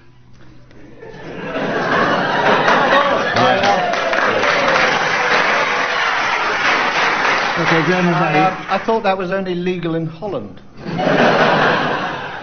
Depends whether you use ping pong balls or not. Graham and Barry, would you start now asking Alan your questions? And if you get a no, then Tim and Jeremy should take over. Right. I notice you're very smartly dressed, although you did take your boots off as you came in. Do you normally dress like that in your work? No. Oh. Anything to do with Hello magazine? No. Shot in the dark. Oh, very difficult. Do you kill people for money?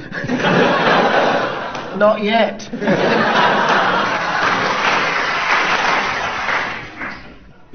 It says here, continue questioning until someone guesses. If you can tune in again next week. Can I... What do you do for a living?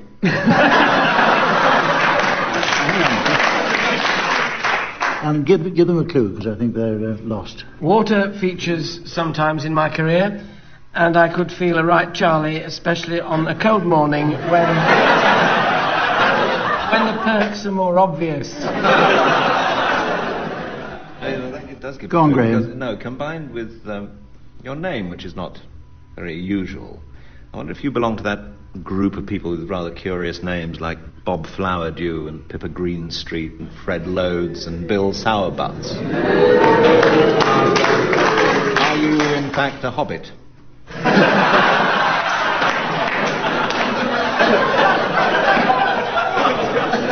No. Oh. Would I be right in saying game shows were involved here? No. I wouldn't be right. No. Is your work in any way artistic or creative? Yes. So it's nothing to do with television, then?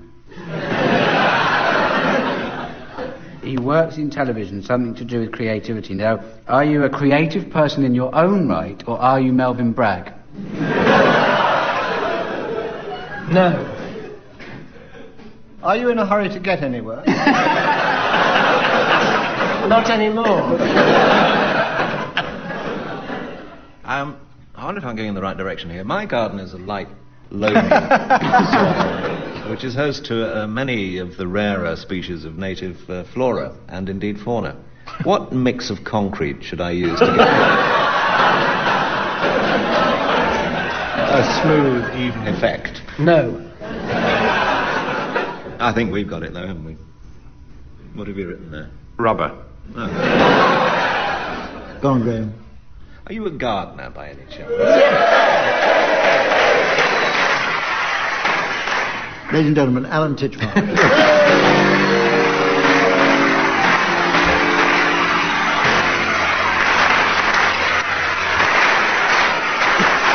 Well, I notice it's very nearly the end of the show, but there's just time for our Christmas quiz. And this year it's the What's the Christmas Question quiz, where I provide the answers to the Christmas quiz while the teams try to guess what the Christmas questions were. And note, teams, this has a Christmas theme.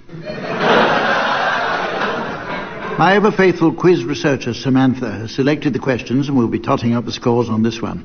Actually, there's exciting news, as Samantha tells me she's been asked to appear in Countdown's Dictionary Corner.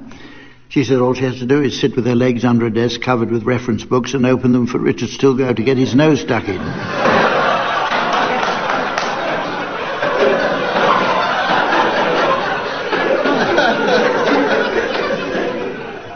OK, teams, these are the answers, but what were the questions? Graham, what question prompted this answer? They're all birds. How do the Bee Gees sing so high? And the question is, what are the first 7 gifts from my true love have in common? Right, Barry, now, here's the answer. What's the question? An artificial spider. What did Robert the Bruce practice with? You should know the real answer to this. What is often seen on Ukrainian Christmas trees? Oh. Tim, here's an answer for you now. What's the question? They hide their brooms. How does the BBC stop Anne Robinson and Vanessa Feltz going out at night?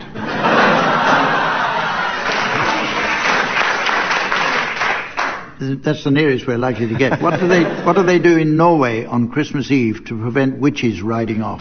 Really? God. Interesting. Jeremy, here's your answer. What's the question? 6 geese a lay. What goes honk, honk, honk, honk, honk, honk, oh baby?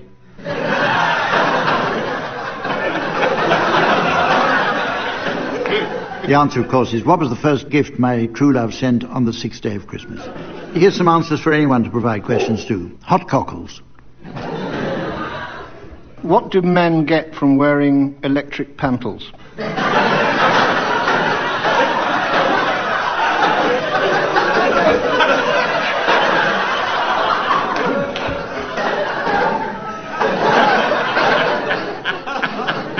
Yes?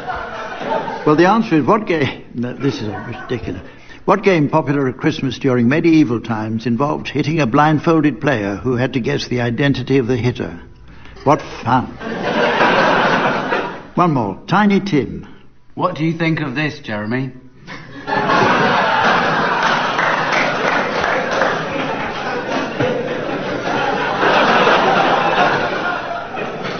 Well, the real answer is, who said, God bless us, everyone?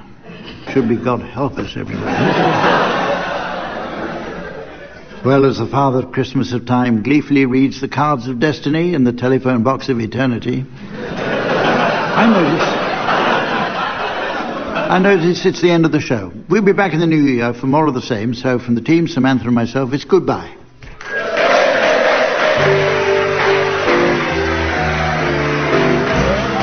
Tim Brooke-Taylor, Barry Cryer, Graham Garden and Jeremy Hardy were being given festive things to do by Humphrey Littleton, with Colin Sell setting some of them to music.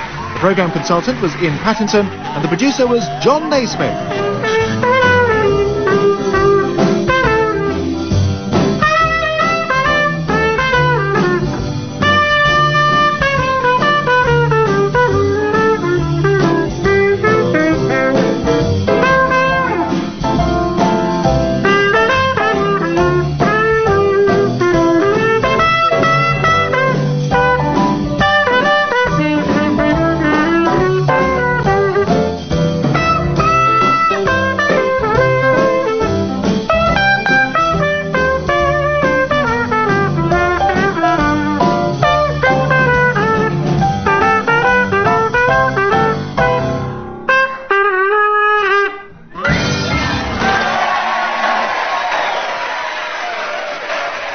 And as you heard, Humphrey and the teams will be back for more of the same next year.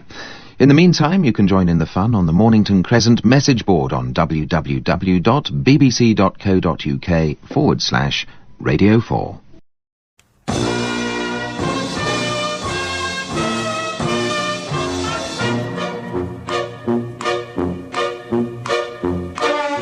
We present a special festive edition of I'm Sorry I Haven't a Clue, the antidote to panel games.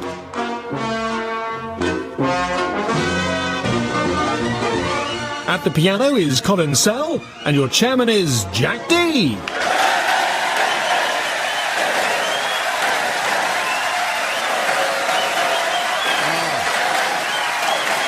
Hello and welcome to I'm Sorry I Haven't a Christmas Clue.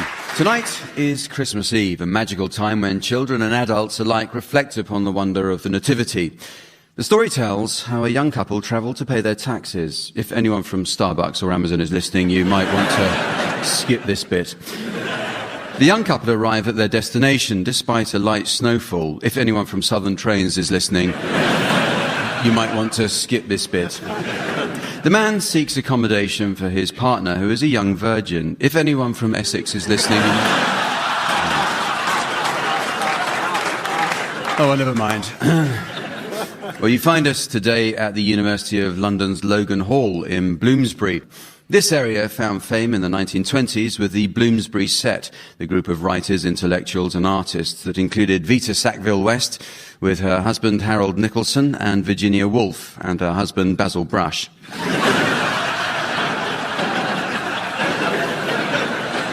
Another prominent member of the group was the writer Aldous Huxley. Originally from South London with literary success, Huxley was offered a peerage there, but he declined because he didn't want to be known as Aldous of Croydon.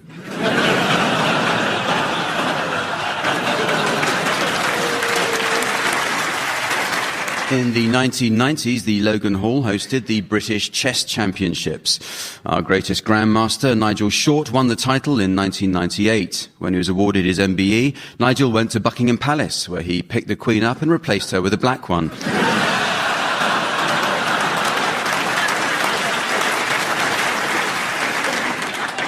The University of London includes the Central School of Speech and Drama. The actor Tony Robinson studied here. He's best remembered now as the grubby, inarticulate sidekick in Time Team.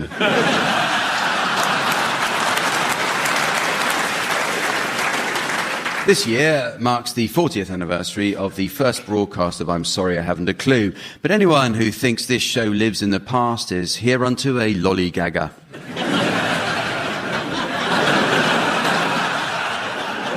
Despite entering their 5th decade on the show, it's remarkable how the original team members have remained as fresh, keen and sharp as they've ever been. Just telling the nice people you're still sharp.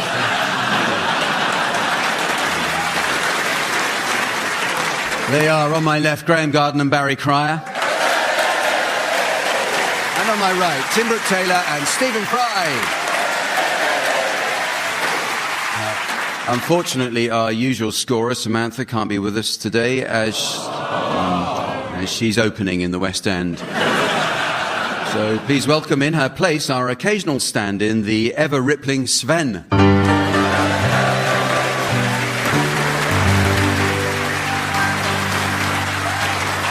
Okay, well, we start with a round of the Uxbridge English Dictionary. The meanings of words are constantly changing, team, so let's hear any new definitions you may have spotted recently. Graham, will you start, please? Tinsel, Gretel's more flamboyant other brother.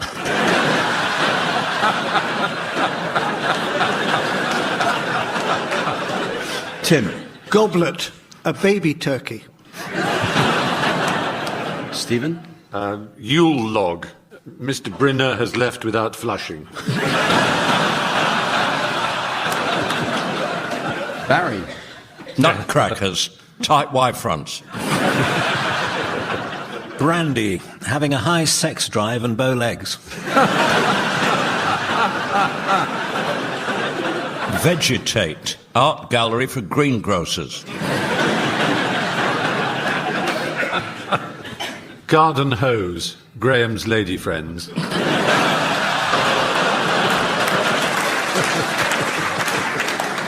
Sprouts, the opposite of sprints.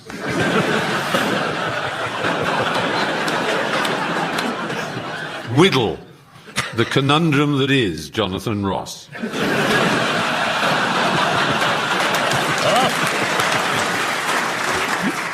Canopy, Scott's complaint.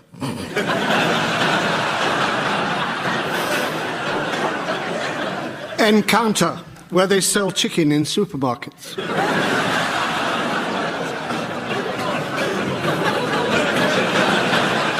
You've been there, yeah. Prima donna, Guy Ritchie's bachelor days.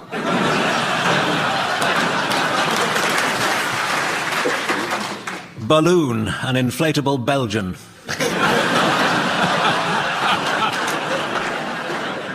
Bunny, rather like a bun.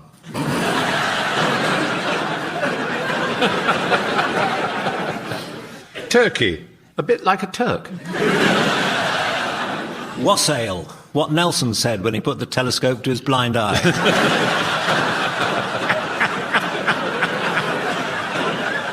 Colonnade, a fizzy enema.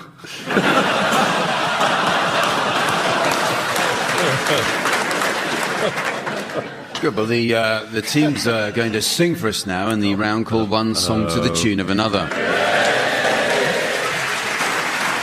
This is where each team member sings the wrong words to musical backing. Now, piano accompaniment will be provided by Colin Sell. Listeners may be interested to hear that when Paul McCartney heard Colin at the Abbey Road studios, he asked him to play on My Love Can Tire, or anywhere else 700 miles away. So we'll start with you, Tim. I'd like you to sing the words of Wannabe by the Spice Girls to the tune of Hark the Herald Angels Sing. Yo, I'll tell you what I want, what I really, really want. So tell me what you want, what you really, really want. I'll tell you what I want, what I really, really want. So tell me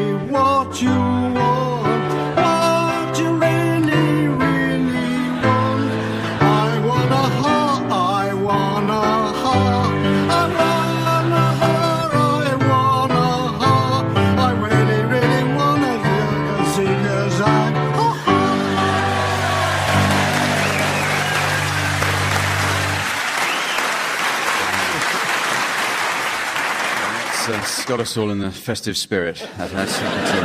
So you now, Stephen, and I'd like you to sing the words of Goodness Gracious Me to the tune of The First Noel.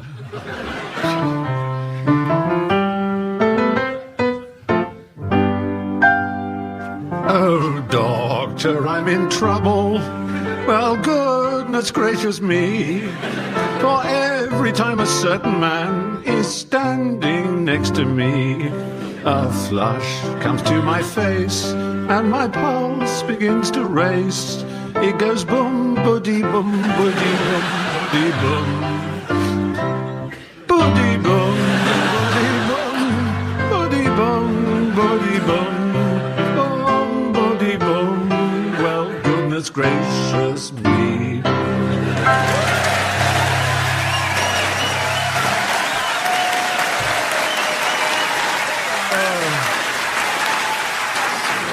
That was magical.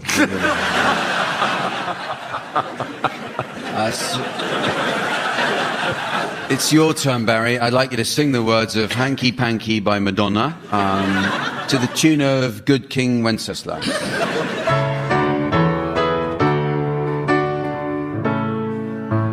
Some girls they like candy and others they like to grind. I'll settle for the back of your hand, somewhere on my behind. Treat me like I'm a bad girl, even when I'm being good. I don't want you to thank me, you can just spank me. I'll go quietly, officer. Some girls like to sweet talk and others they like to tease. Tie my hands behind my back and ooh, I'm in ecstasy. Don't slobber me with kisses, I can get that from my sisters. Before I get too cranky, you better just spank me. Ooh.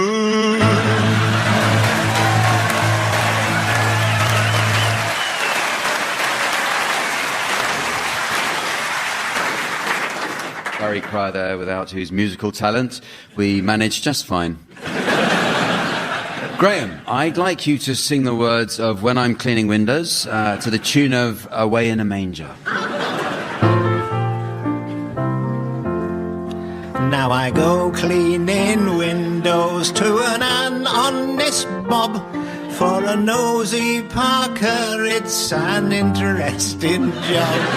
Now it's a job that just suits me. A window cleaner you would be, if you can see what I can see when I'm cleaning windows. Honeymooning couples too, you should see them bin and coo. You'd be surprised at things they do when I'm cleaning windows. In my profession I'll work hard, but I'll never stop. I'll climb this blinking ladder till I get right to the top. Turn out nice again.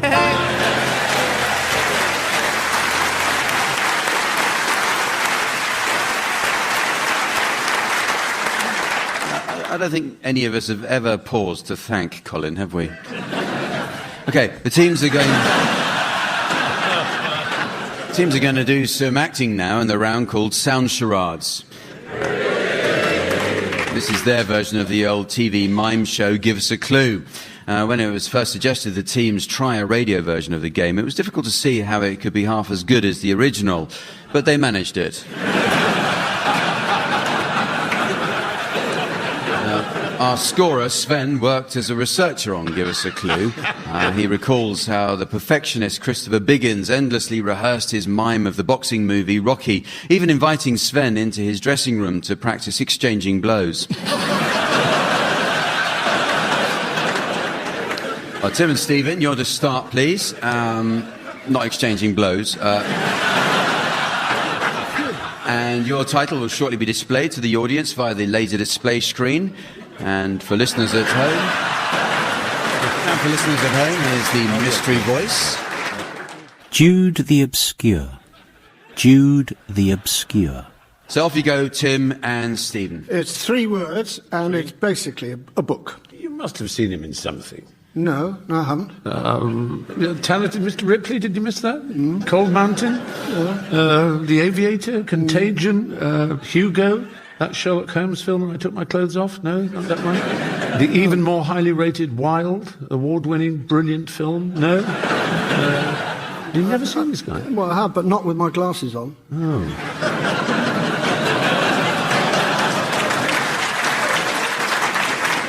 Jude Law? Time's up. Time is up. You can't see him without your glasses because he's Jude the Obscure. Okay, your turn, Barry and Graham, and your title's now being exhibited on the laser display board. And here again is the mystery voice for listeners at home. Mad Max. Mad Max. It's a film. 2 words. Goes like this. Can I help you, sir? Yes, I'd like to buy a raincoat, please. Certainly, sir. How about...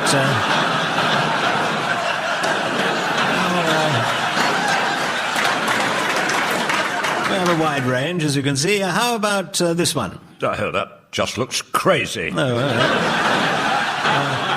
one? That's completely balmy. Well, how about this one? That's nuts. Well, I'm afraid all our raincoats look like this, sir. Hence the name of our shop.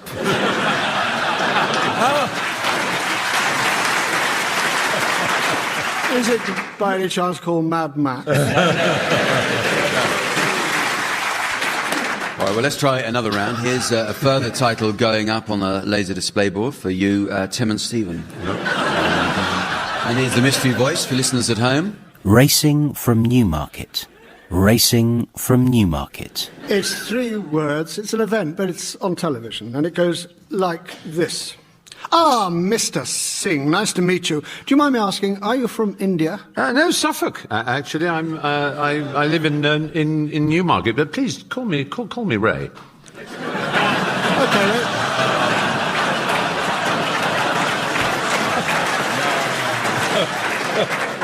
Was that it? Yes. Grand National Daintree, wasn't it? Racing from Newmarket.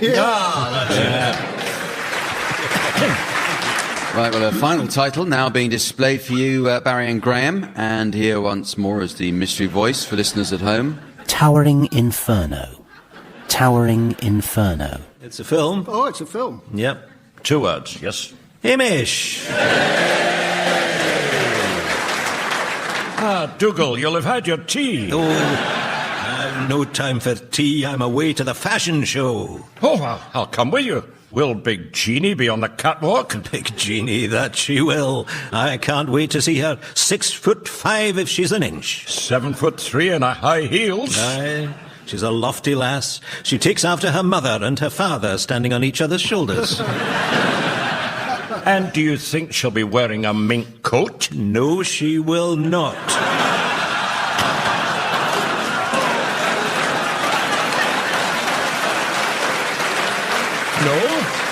No, she has very strong principles. She rejects the wearing of animal skins. She'll be quite a show, then. No, she will. She will be wearing clothes, Hamish, but responsibly sourced from vegetable materials such as sweet corn and aubergines. Oh, I've seen her trying them on in the co-op. Well, there you are. She may be 6'5", 7'3", but catch her in a mink coat, never. Goodbye. Goodbye.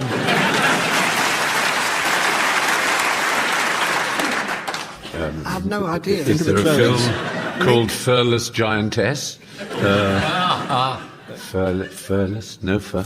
No. No fur. Lovely to see Stephen stumped, isn't Fur it? off. No hide, no pelt, no fur. No fur. No is important. No, Yes. it's not It's 2 words. but not necessarily in that order. Yeah. You can't. Fur-nose. Doctor No? Fur-nose. That's part of it. Towering Inferno! Towering Inferno!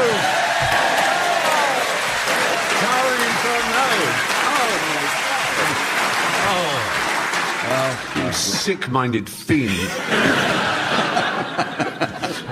Well, the next round is all about boasting. Graham was telling us he recently worked with the world-famous actress and UNICEF humanitarian Mia Farrow. Miss Farrow told Graham all about food aid, sub-Saharan drought, famine parcels, malaria, and all her other children.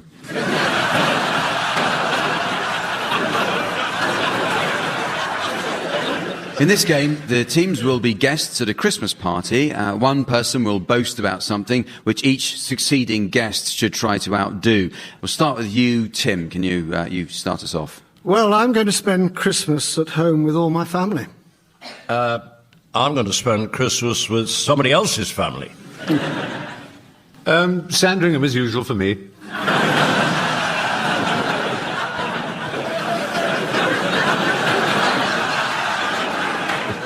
Yes, and while you're at Sandringham, the royal family are moving out and coming to my place. And then they're all joining me on my yacht, I believe. Oh, well, we've offered them a full cruise on the small cruise liner that I've certainly recently taken over. I'm going cruising too with One Direction. Dream on, dream on. I've got a liner as well. In fact, I've got several. But the royal family are coming with me on my liner, and we're going to fly to the moon. Well, the moon is so yesterday, isn't it? So passé. But we're going to Mars, in actual fact. Not the moon anymore. Nobody goes there. You're going to your mother's? You never liked her, did you? I thought I'd give all my friends an engraved iPad. Yes. I'm giving an uncle of mine the engraved iPad that Nelson wore.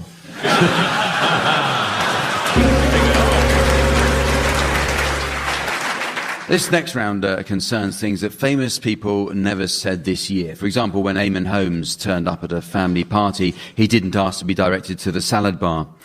Now, that is a little cruel. Eamon is very touchy about his size, and anyway, whatever he actually said was drowned out by the kids shouting, "Hooray, the bouncy castle's arrived!" Okay, teams, I'd like you to suggest things that well-known people didn't say in 2012. Tim, you can start. John Humphreys, we'd really like to hear what you have to say, Minister. Stephen. Jack D.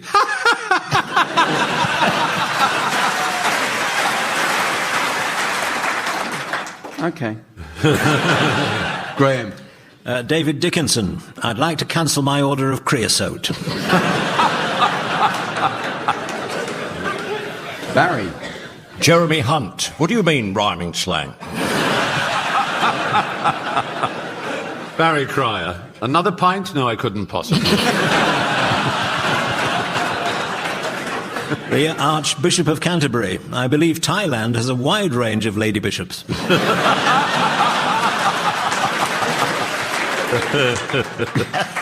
Happy Christmas and praise the Lord. Richard Dawkins. Brian Sewell. Hello, Treacle.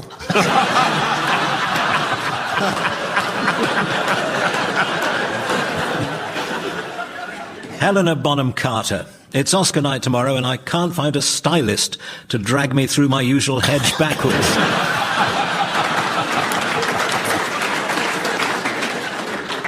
David Cameron, tax avoidance is immoral. They taught me that at Eton College, registered charity number 1139986. Lance Armstrong's. I'm sorry, I have no idea where you may find a pharmacy around here. Lance Armstrong again. I'd like to buy some stabilizers.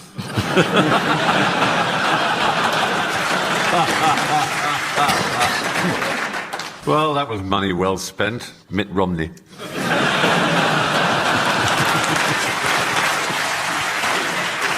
Prince Andrew, shall I wrap it up or are you going to fire it now?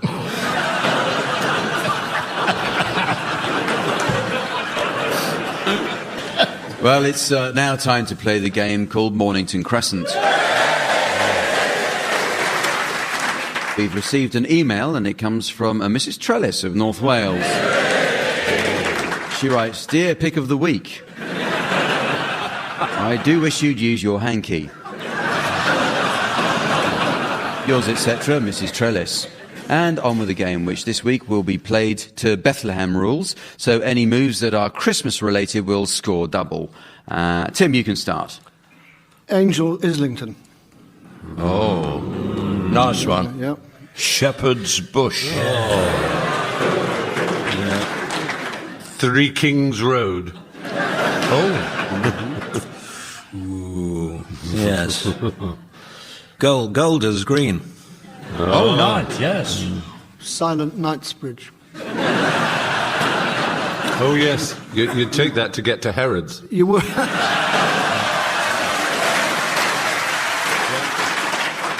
Knightsbridge. Oxon Circus.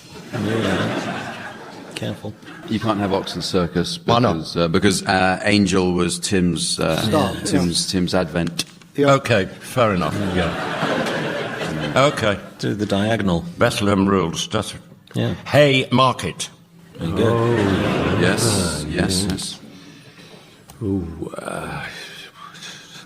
it's a very sad place. It's where Joe Orton was murdered, but it's Noel Road in Islington. Oh, that's got us all in the mood again. Thank you. Yeah.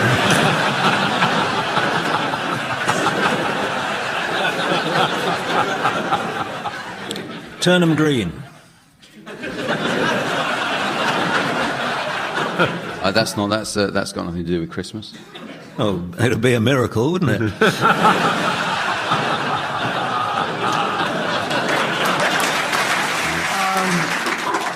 Merlibon. It's better than gold. Goldhawk Road. We've had Golders Green, so I can't have it. I'm sorry. Sorry, Barry. No, but it's a parallel. It's not a direct clash with it. No, you're taking from Golders Green when you're already on a diagonal anyway. So. Well, I mean, how well do you know Bethlehem rules? No.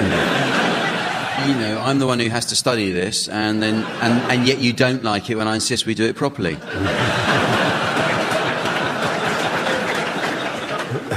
Lincoln's Inn. There you go. Oh, yeah.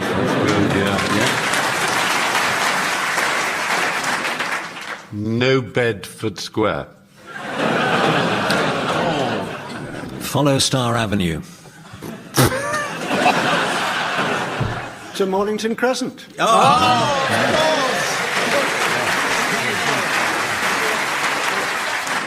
There are several elements without which Christmas would never be complete. One is the Christmas card, and I have the first parts of some genuine Christmas card greetings which I'd like you to complete, right? So, Graham, the first message is for you.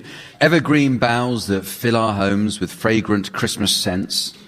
Remind me of those little cakes you find inside the gents.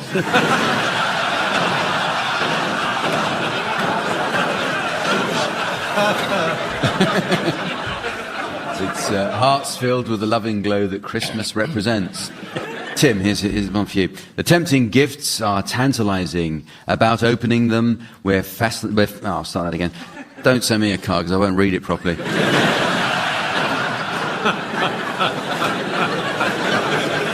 I've actually attached a shredder to my front door so they go straight into that.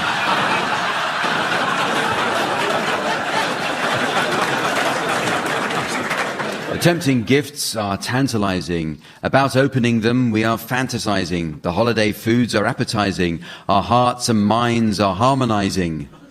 Could I get more patronizing? If you want to know, it says, our excitements and joy are growing and rising. Jolly Christmas fun we're maximizing. I know. Stephen, here's a short one for you. The sight of loving relatives who come to us to stay. Now, I have so many fewer. That's the advantage of being gay.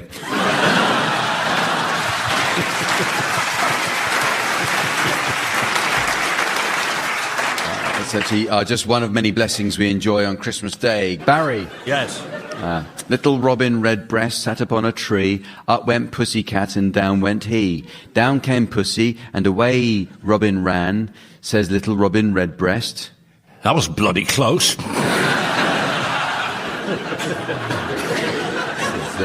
Catch Me If You Can. Oh, no. Graham, another one for you. I'm a little snowman, round and fat. Here are my mittens, here's my hat. Add a little scarf, add a carrot nose, and... Can you guess where this parsnip goes?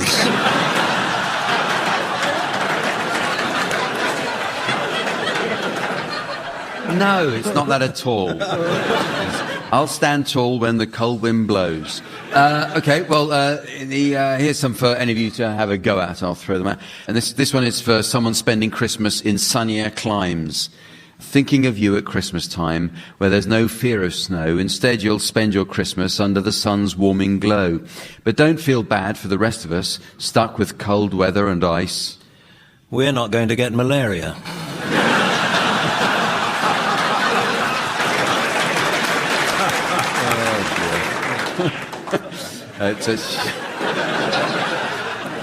It's actually while you wallow in the warmth of your Christmas paradise. Oh. Christmas is coming and the goose is getting fat. Please put a penny in the old man's hat. If you haven't got a penny, a halfpenny'll do. If you haven't got a halfpenny... He takes plastic too. This is, of course, then God Bless You. The funniest face looked out at me from a silver ball on the Christmas tree. At first I thought it was Santa's elf, but... Then I realized it was an intruder.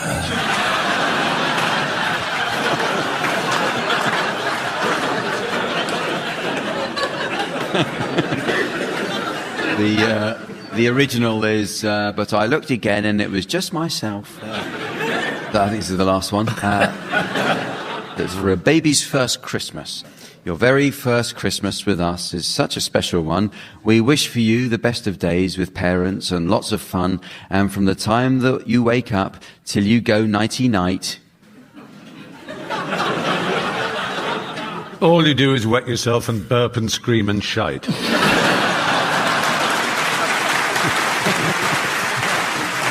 Oh dear.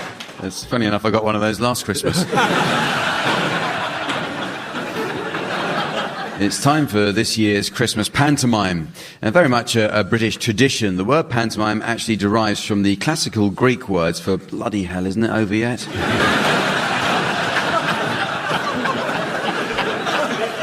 By the way, Barry Cryer has asked us to mention that he's in Panto again this year, playing the back end of the cow, so he has to spend hours in makeup having his face made less realistic.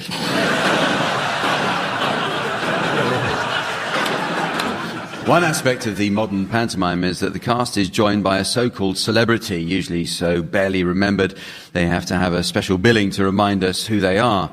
But we do things differently here. We have a real celebrity guest in Stephen Fry and a cast of 3 who can barely remember who they are.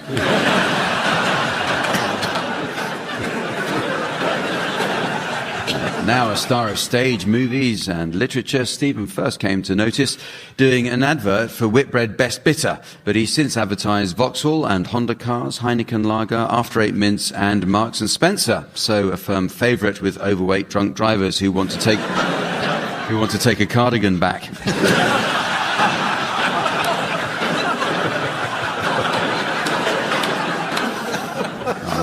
The teams are going to improvise a version of the pantomime Jack and the Beanstalk. They've been provided with a box of sound effects to play in themselves, and the cast list is as follows. Graham, you're Jack. Tim, you'll be Jack's mother. Barry, you'll play the giant, and Stephen, you can be the Beanstalk, and other parts will be played by members of the cast. No panto would be complete without audience participation, so I have some cue cards ready. Let's just test one before we start. Okay, audience, would you like to tell the teams where the best days of their careers are?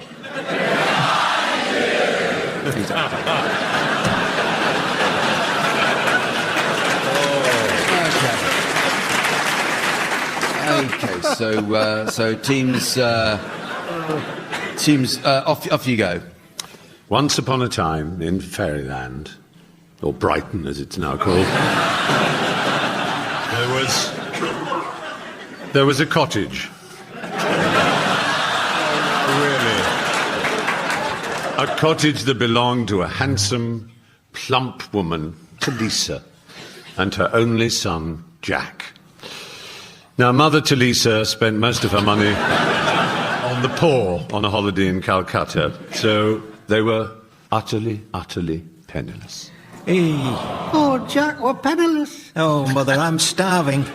Yes, What are we going to do? We're going to have to sell Daisy. I'd rather sell the cow. Oh, here she is now. Oh, Daisy. Yes, that's a good idea. I'll take the cow to market and I'll sell it. And we'll have lots of money to buy milk and steak and leather goods and those horn ornaments that you've been longing to get. So off to market he went. Right, here I am at the market now. Who's going to buy my cow? Excuse me, do you want to buy a cow? No, try him over there. Oh, who's that? He's called Mr. Bean. Oh. You'll soon find out why. All right. Excuse me, sir. Yes, what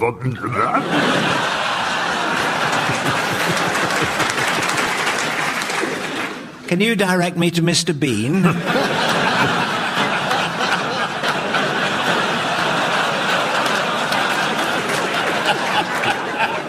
Well, as a matter of fact, are you? I'm Mr. Bean. All right. Do you want to buy a cow? Yes, I'd love to buy a cow. How much are you going to give me for it? 5 beans. 5 beans? Oh. 5 magic beans. 5 magic beans? Yeah. Oh, right you are. Here, take the cow, and good luck. I've got 5 magic beans, and I think that's a really good deal, isn't it, boys and girls? Oh, yes, it is. So Jack made his way back to the cottage with his 5 new beans. Mother, I'm home. Oh, well done, Jack. How much did you get? 5 magic beans. Magic beans? Magic beans, Mother. Oh, you naughty boy. Oh, wow. Oh, don't do that. No. Leave me alone. Oh. Perhaps that was a bit strong, but... What have you done with me beans? Oh, I've thrown them out of the window. Now jack off and then go...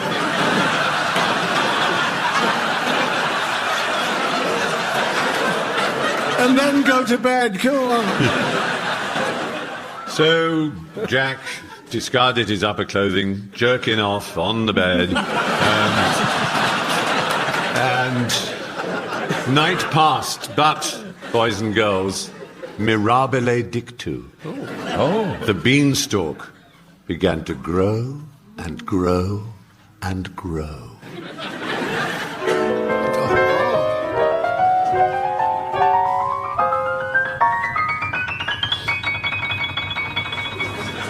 And the next day, first thing at the very crack of Jennifer,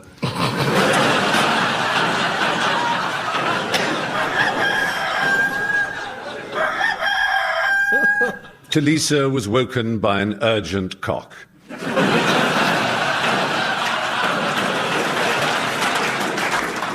Oh, Jack, look, there's a huge beanstalk outside our back door. I heard it. It was growing in the night. The piano woke me.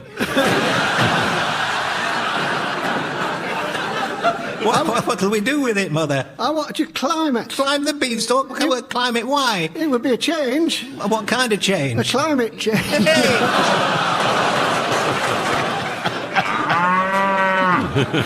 Right, off I go climbing that beanstalk as soon as I can find a pianist.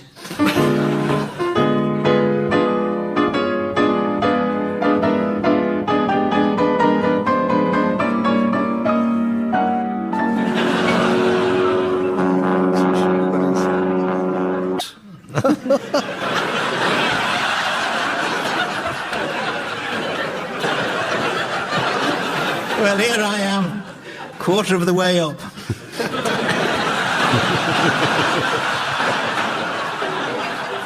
And that last bit didn't take long. Right, here we are, and good heavens, there's a castle. There's nobody in. I think I'll open this door. Oh, look. There's a goose. Driving a car.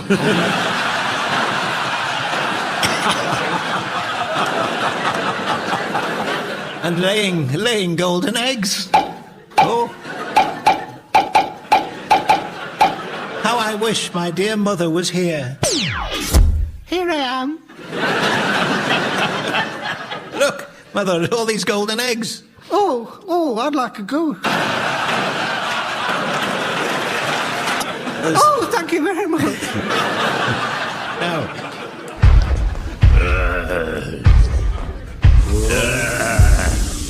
It's a giant. It's a giant. Where is he? Hiss off. Where is the giant? If only I knew where the giant was. That's good timing, isn't it?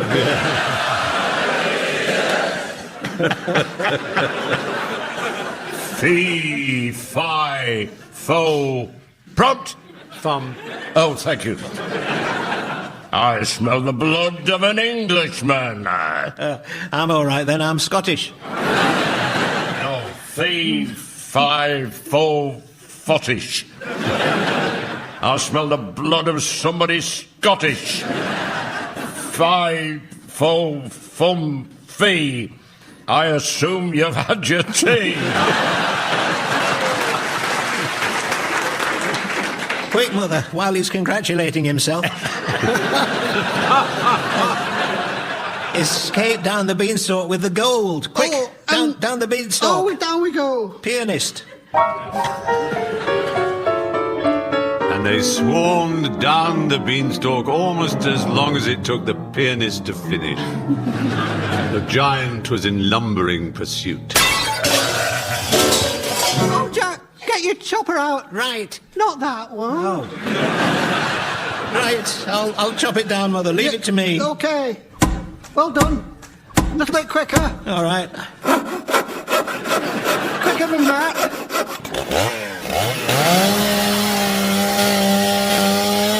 That's done it. Top of the world, man! And the beanstalk crashed to the ground.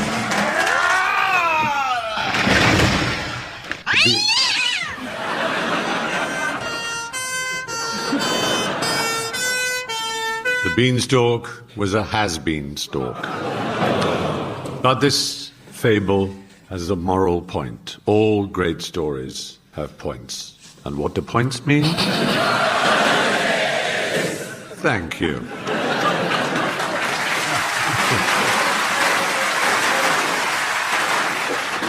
Okay, well, it's very nearly the end of the show, but there is just time to take a look at the Nativity. No Christmas will be complete without a special edition of the Radio Times. So, teams, your suggestions, please, of films, TV and radio programmes featured in a Nativity edition of the Radio Times. Graham, will you start, please? Maternity Makeover with Trini and Hosanna. Barry? Some mothers do have them. Tim? Manger Mouse. And, Stephen? I'm sorry I haven't a room. I'm a divinity. Get me out of here. Midsummer Myrrh. Dial M for myrrh. Casper the Friendly King.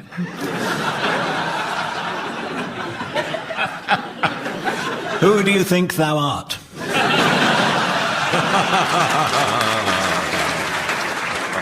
There's something about Mary. Wish you were Herod.